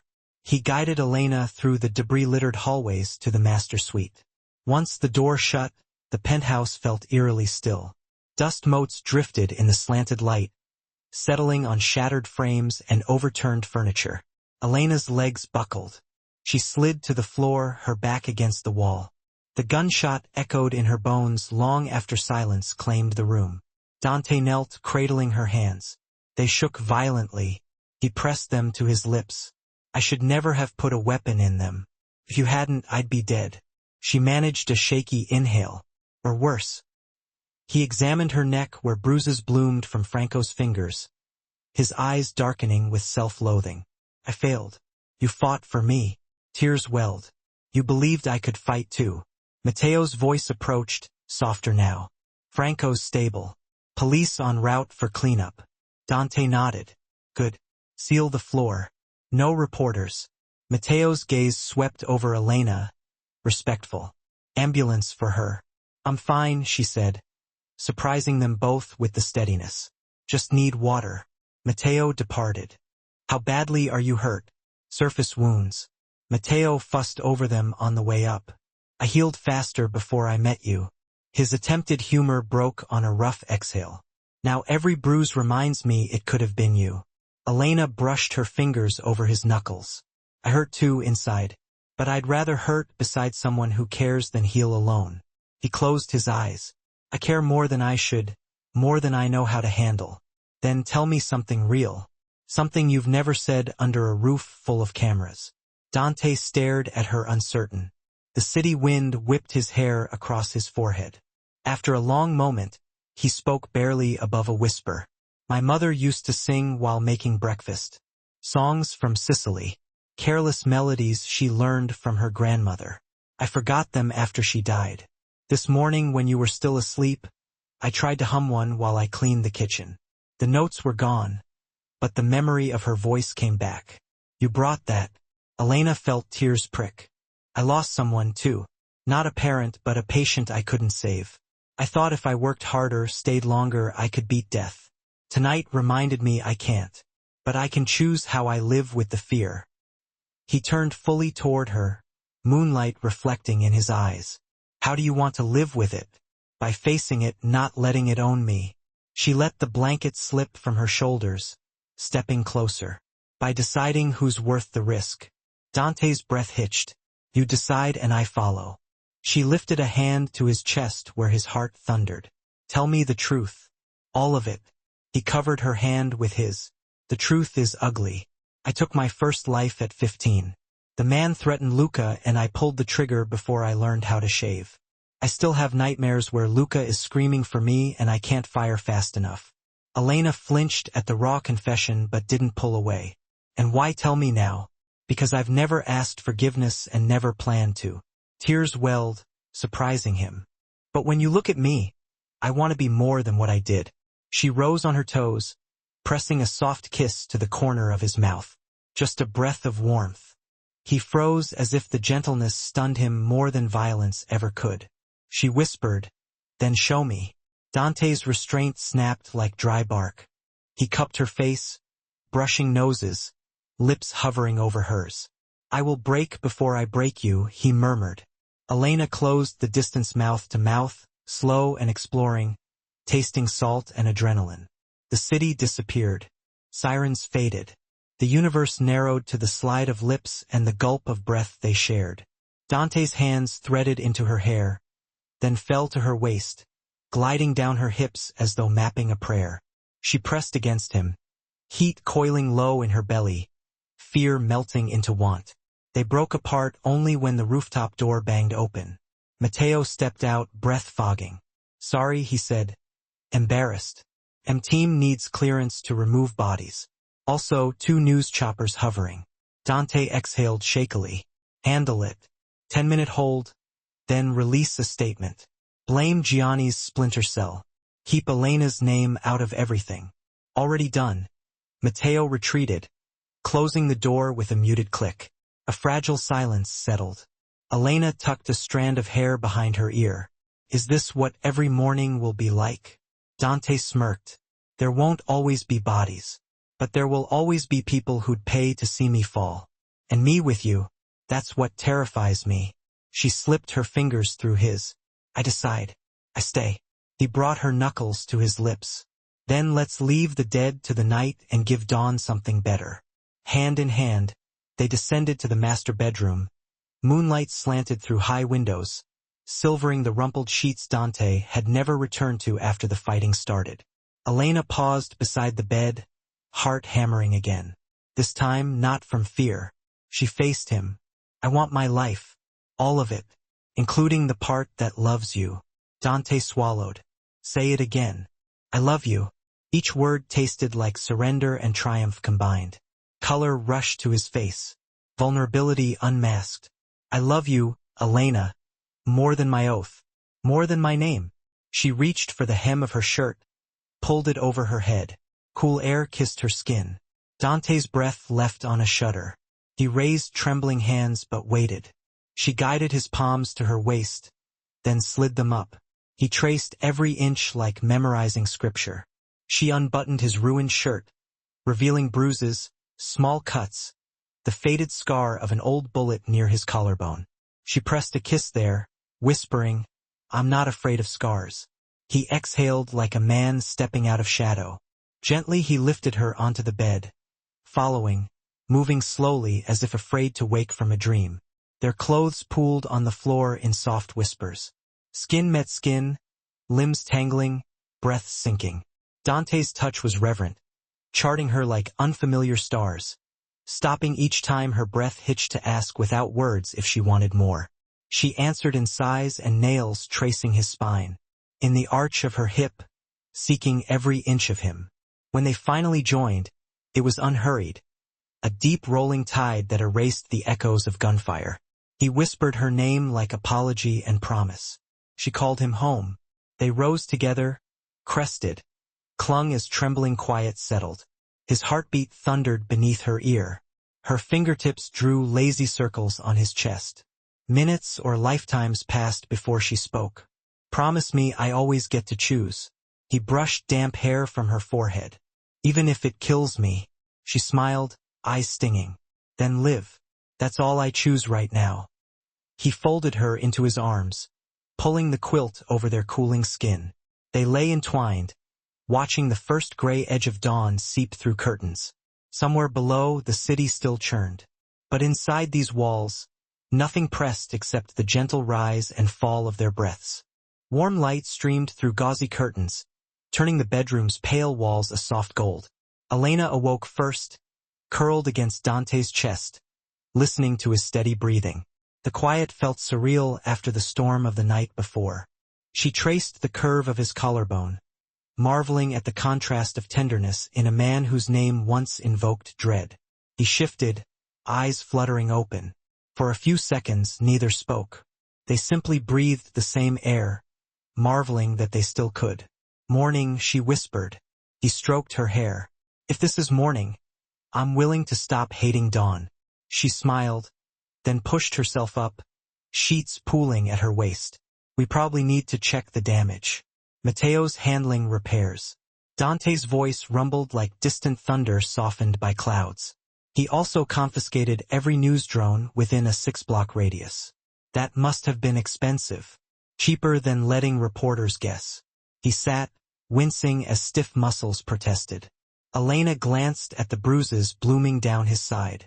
You need ice. You need breakfast. They compromised. Shower first separately only because the hot water stung his cuts. Dante returned from the bathroom in a white t-shirt and charcoal lounge pants, hair damp and curling slightly at the ends. Elena dressed in borrowed leggings and one of Dante's soft black button-downs that fell mid-thigh. She rolled the sleeves twice, inhaling laundry soap tinged with his scent. In the kitchen, Matteo had arranged an unlikely feast. Fruit, pastries, freshly scrambled eggs, and strong espresso that scented the air with bittersweet notes. He stepped back as they entered, relief flickering across his stoic features. You're both upright, he said. I'll alert the Vatican. Dante arched a brow. How many casualties? 3 Ronados dead, 2 captured. Our side, for guards with flesh wounds, no civilians. Matteo handed Dante a tablet. We've scrubbed security footage. Only one clip leaked. An anonymous social media post of flashing lights outside the building. No faces. Good. Dante scanned the report, then set the tablet down. And Gianni hiding in Marseilles. According to our contacts, he's lost too many men to keep the war stateside. Elena sipped espresso, letting the bitter jolt chase away residual tremors. Matteo noticed her silence and softened his tone. Luca's discharge finalized this morning, he added. The clinic's motorcade will arrive here in 2 hours. Dante's eyes lit with relief before narrowing in caution. Security sealed route. Decoy vehicles. No chatter on the usual channels. Elena's fork paused above her eggs. I should clean up before he sees me. No one needs to explain last night's bruises. It'll make him think you fought dragons, Matteo said, half-smile forming. He'll love it. Elena flushed. He nearly died. I'd rather he see something calm. She glanced at Dante. Does he know about us? Dante's jaw relaxed into the faintest smile. He knows I haven't been sleeping and assumes you're responsible for the cure. Matteo's phone buzzed. He answered, listened, then turned toward the hall. I'll double-check vehicle staging. His exit left a hush only broken by cutlery tapping porcelain. Dante poured more coffee. You don't have to be perfect for Luca. He already worships you. Let's start with presentable. She dabbed his cheek with a napkin to remove a smear of syrup. He caught her wrist, pressing a kiss to her palm. You terrify me in ways Gianni never could. he confessed. She let her thumb graze his lower lip. Is it the feelings or the vulnerability? Both, but mostly the idea I can't control either. She took a breath, summoning courage. Love isn't a knife, Dante. You don't wield it. You let it sit in your palm and hope it doesn't cut. His eyes softened. Then I'll learn. After breakfast, Elena retreated to the guest suite to call her mother. Dante waited in the hall, giving her privacy but staying within earshot. Mrs. Carter answered on the second ring, voice warm with relief. Elena, I saw news footage. Police at some downtown building. Are you safe? Yes, Mom. I'm at a friend's place. Long story. She glanced at Dante's silhouette. I'll explain when I visit. You sound different, her mother murmured, older. Just tired. I promise I'm okay.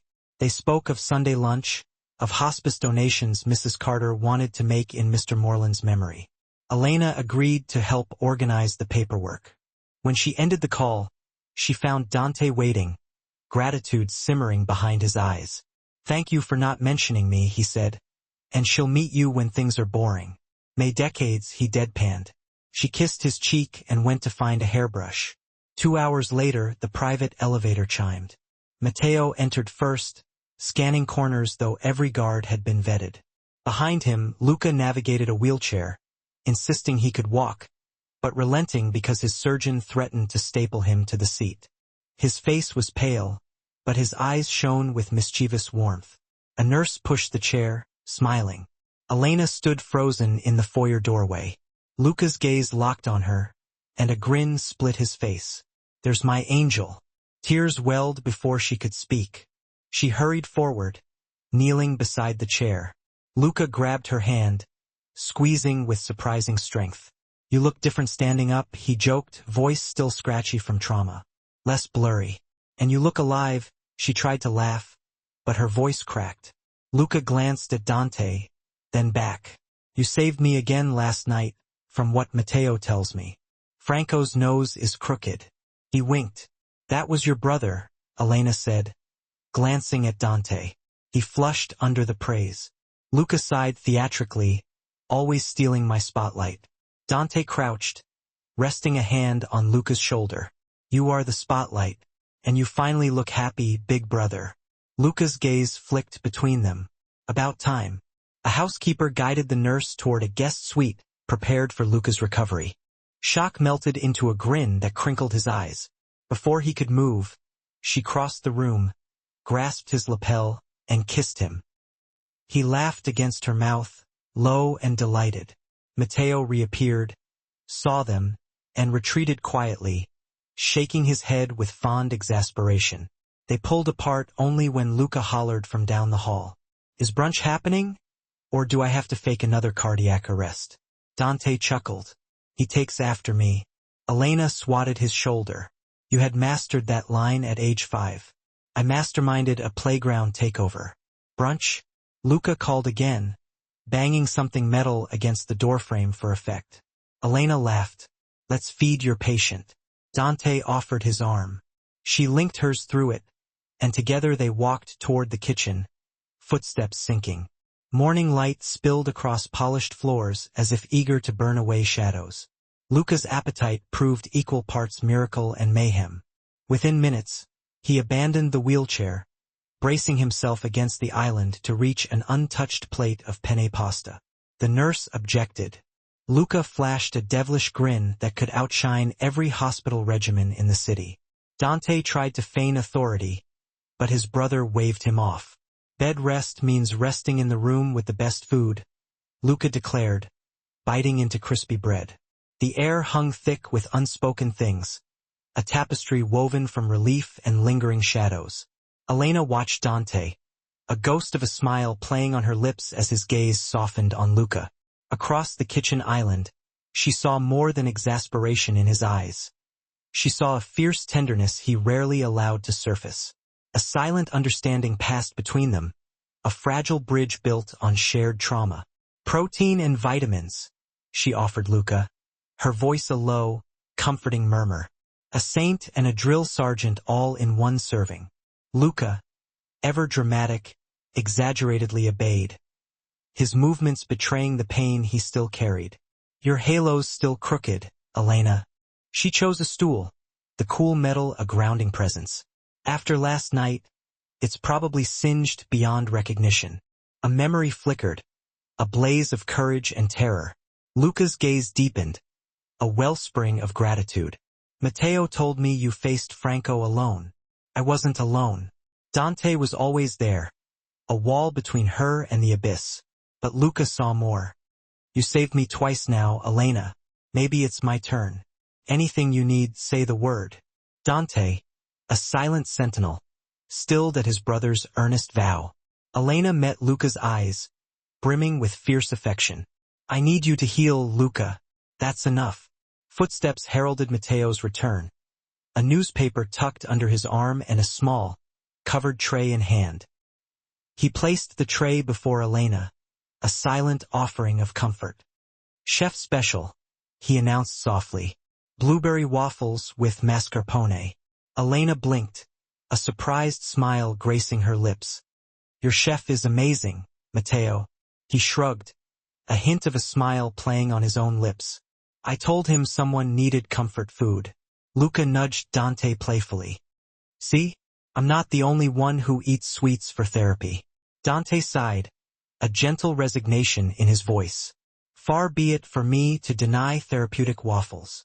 He stole a corner from Elena's plate, provoking a mock outrage. She laughed, a genuine sound that chased away some of the lingering darkness. Threads of normalcy, precious and fragile, began to weave into the morning light. As they ate, Matteo briefed them, his voice carefully neutral.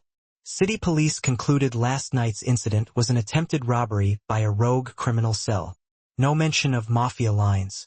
They accepted our surveillance package and seized Franco under medical guard. Dante's voice was flat, devoid of emotion. Johnny will abandon him. He's expendable. Franco already offered intel for leniency. Matteo continued, his gaze unwavering. Names, routes, overseas bank accounts. He's terrified you'll send angels darker than him. A twitch played at the corner of Dante's mouth, a flicker of something akin to amusement. Let him talk. Information is oxygen, Matteo. Luca sipped his orange juice, still pale, but his eyes held a spark of alertness. So, the war's really over now? Matteo nodded. Gianni's losses and pending indictments make retaliation unlikely. Elena exhaled, releasing a breath she hadn't realized she'd been holding. A wave of weariness washed over her, followed by a profound sense of relief. Dante, sensing her release, slid a hand across her back in quiet reassurance, a silent promise of protection. Breakfast meandered into late morning, a slow, languid affair. Luca, fueled by sugar and adrenaline, regaled them with exaggerated tales of his hallucinations in the ICU, nurses sprouting wings, Dante singing opera. Each story grew more ridiculous. Each laugh loosened something inside them all, shaking dust from the shroud of grief. Eventually, the nurse insisted on rest, her tone gentle but firm. Dante guided Luca towards a sunny guest room, medical-grade equipment discreetly hidden behind sleek cabinetry. Elena followed, fluffing pillows, offering a small piece of herself to this wounded soul, while Dante adjusted and flush. Luca gripped her wrist before she left, his gaze intense. I remember everything, Elena. The pain, the fear, your hands stopping the bleeding. I'll spend my life repaying that. She squeezed his fingers, her voice a soft plea. Then live it well, Luca. That's payment enough.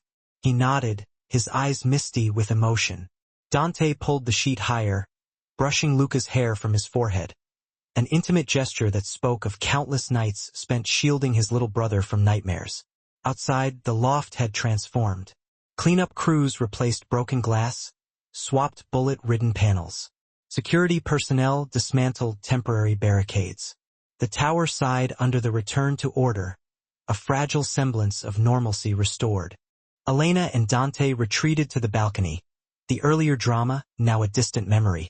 The river sparkled beneath the midday sun, tour boats leaving gentle wakes like white stitches across blue fabric. A lone gull circled, crying once before veering north. Dante leaned against the railing, his posture relaxed, but his gaze held a depth of untold stories. You threw away a very expensive keycard, Elena. She grinned, a flash of defiance in her eyes. Buy another building, Dante. You can afford it. He shook his head, amused.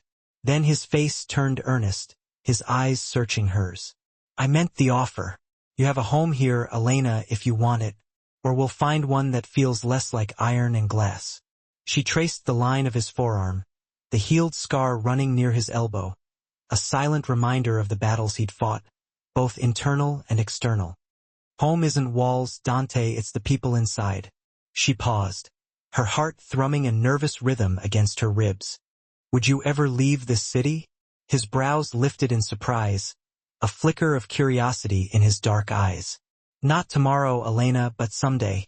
Maybe a house by the sea where Luca can finish recovering without bodyguards pacing the hall. A wistful smile chased across his features. I have property on Sicily's north coast. An abandoned vineyard that needs life. Then maybe that's our key, Dante? She said, nodding to the antique brass key still resting on the console by the window. Unlock something old, make it new. He considered her words, hope flickering in his eyes, a fragile flame in the darkness. And your mother, Elena? What would she say about all of this? Flights exist, Dante. Elena laughed, a light, airy sound. Though she'll complain about salt in her hair. He stroked her cheek, his thumb finding a faint bruise, a lingering mark of the previous night's violence. She'll see a kinder version of me by then, Elena. She'll see a man who loves her daughter. That's enough. Elena peered into his eyes, searching for truth, for a glimpse of the man beneath the hardened exterior. Would you meet her, Dante? Lunch on Sunday? Tension shadowed his face, a silent battle raging within him. She'll know what I am, Elena. She'll know who you are associating with. Leave the past at the door, Dante. Bring flowers. Answer her questions. Honesty is less frightening than rumor. He inhaled slowly, a sigh that spoke volumes. For you, Elena, yes. They fell quiet, letting the promise settle between them. A fragile seed planted in uncertain soil. Below, the city's midday symphony, the cacophony of horns, shouts, and distant jackhammers, felt oddly comforting. A reminder that the world spun on, regardless of the violence they had endured. Dante straightened, as though making an internal decision. Come with me, Elena. He led her back inside, past the piano room, to a rarely used study, a room lined with dusty ledgers and forgotten histories. In one corner sat a vintage record player, a relic of a bygone era. He flipped through vinyl sleeves until he found one, pressed in Italy decades earlier. Ballads sung in Sicilian dialect. My mother's favorite album, he said softly, lowering the needle. Warm static crackled, filling the room with anticipation. Then soft guitar chords spilled into the air, joined by a woman's smoky alto, a voice that resonated with generations of love and loss. The music smelled like olive groves and sunset, like the comforting embrace of a family long past. Dante offered his hand, his eyes locking with hers, a silent invitation to step into a different world. Elena accepted, letting him draw her into a slow sway. His palm rested at her waist, her head cushioned against his shoulder, the rhythmic rise and fall of his chest a comforting anchor. They moved in small circles, their shoes whispering over polished hardwood. Dante shook it, his grip gentle but firm. She lifted the casserole, her voice softening. I expect both of you to eat, Dante. Stress burns calories. Dante accepted the dish as if it were fragile treasure, his gratitude evident in his eyes. Thank you, Mrs. Carter. My chef will jealously request the recipe. He can write me, Dante.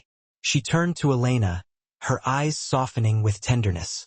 You look brighter, Elena. Life's complicated. Mom, Elena said, her voice tinged with weariness. But good. Mrs. Carter hugged her again, her embrace conveying a world of unspoken love. Complicated can be good, Elena. She patted Dante's arm, her gaze unwavering. If you hurt her, Dante, I'll sell this recipe to your enemies. Dante almost laughed, the sound catching in his throat, but he turned it into a solemn nod. Understood, Mrs. Carter. Matteo escorted them back up to the penthouse, his presence a silent reassurance. In the penthouse kitchen, Mrs. Carter took immediate charge, instructing staff to preheat ovens, plating salad with decisive flair. Luca rolled in, his eyes widening at the scent wafting through the air. Is that garlic I smell? It's lunch, Luca, Mrs. Carter answered, handing him a carrot stick with a playful scold. Vegetables first. Luca accepted, grinning. You do realize I was shot, not malnourished, Mrs. Carter. Vitamin A heals, young man, she retorted, her voice firm but affectionate. Elena watched, warmth flooding her chest. Her mother's presence filled the cavernous space with normalcy. The comforting sounds of the kitchen, the clang of utensils, the gentle scold over too much salt. Dante hovered, eager to impress, following Mrs. Carter's directions with soldierly obedience. He fetched basil, grated Parmesan, even attempted small talk about her tomato garden. Mrs. Carter gave him a scrutinizing glance, her lips twitching in a smile. City soil is nothing compared to backyard earth, Dante, but your heart's in the right place.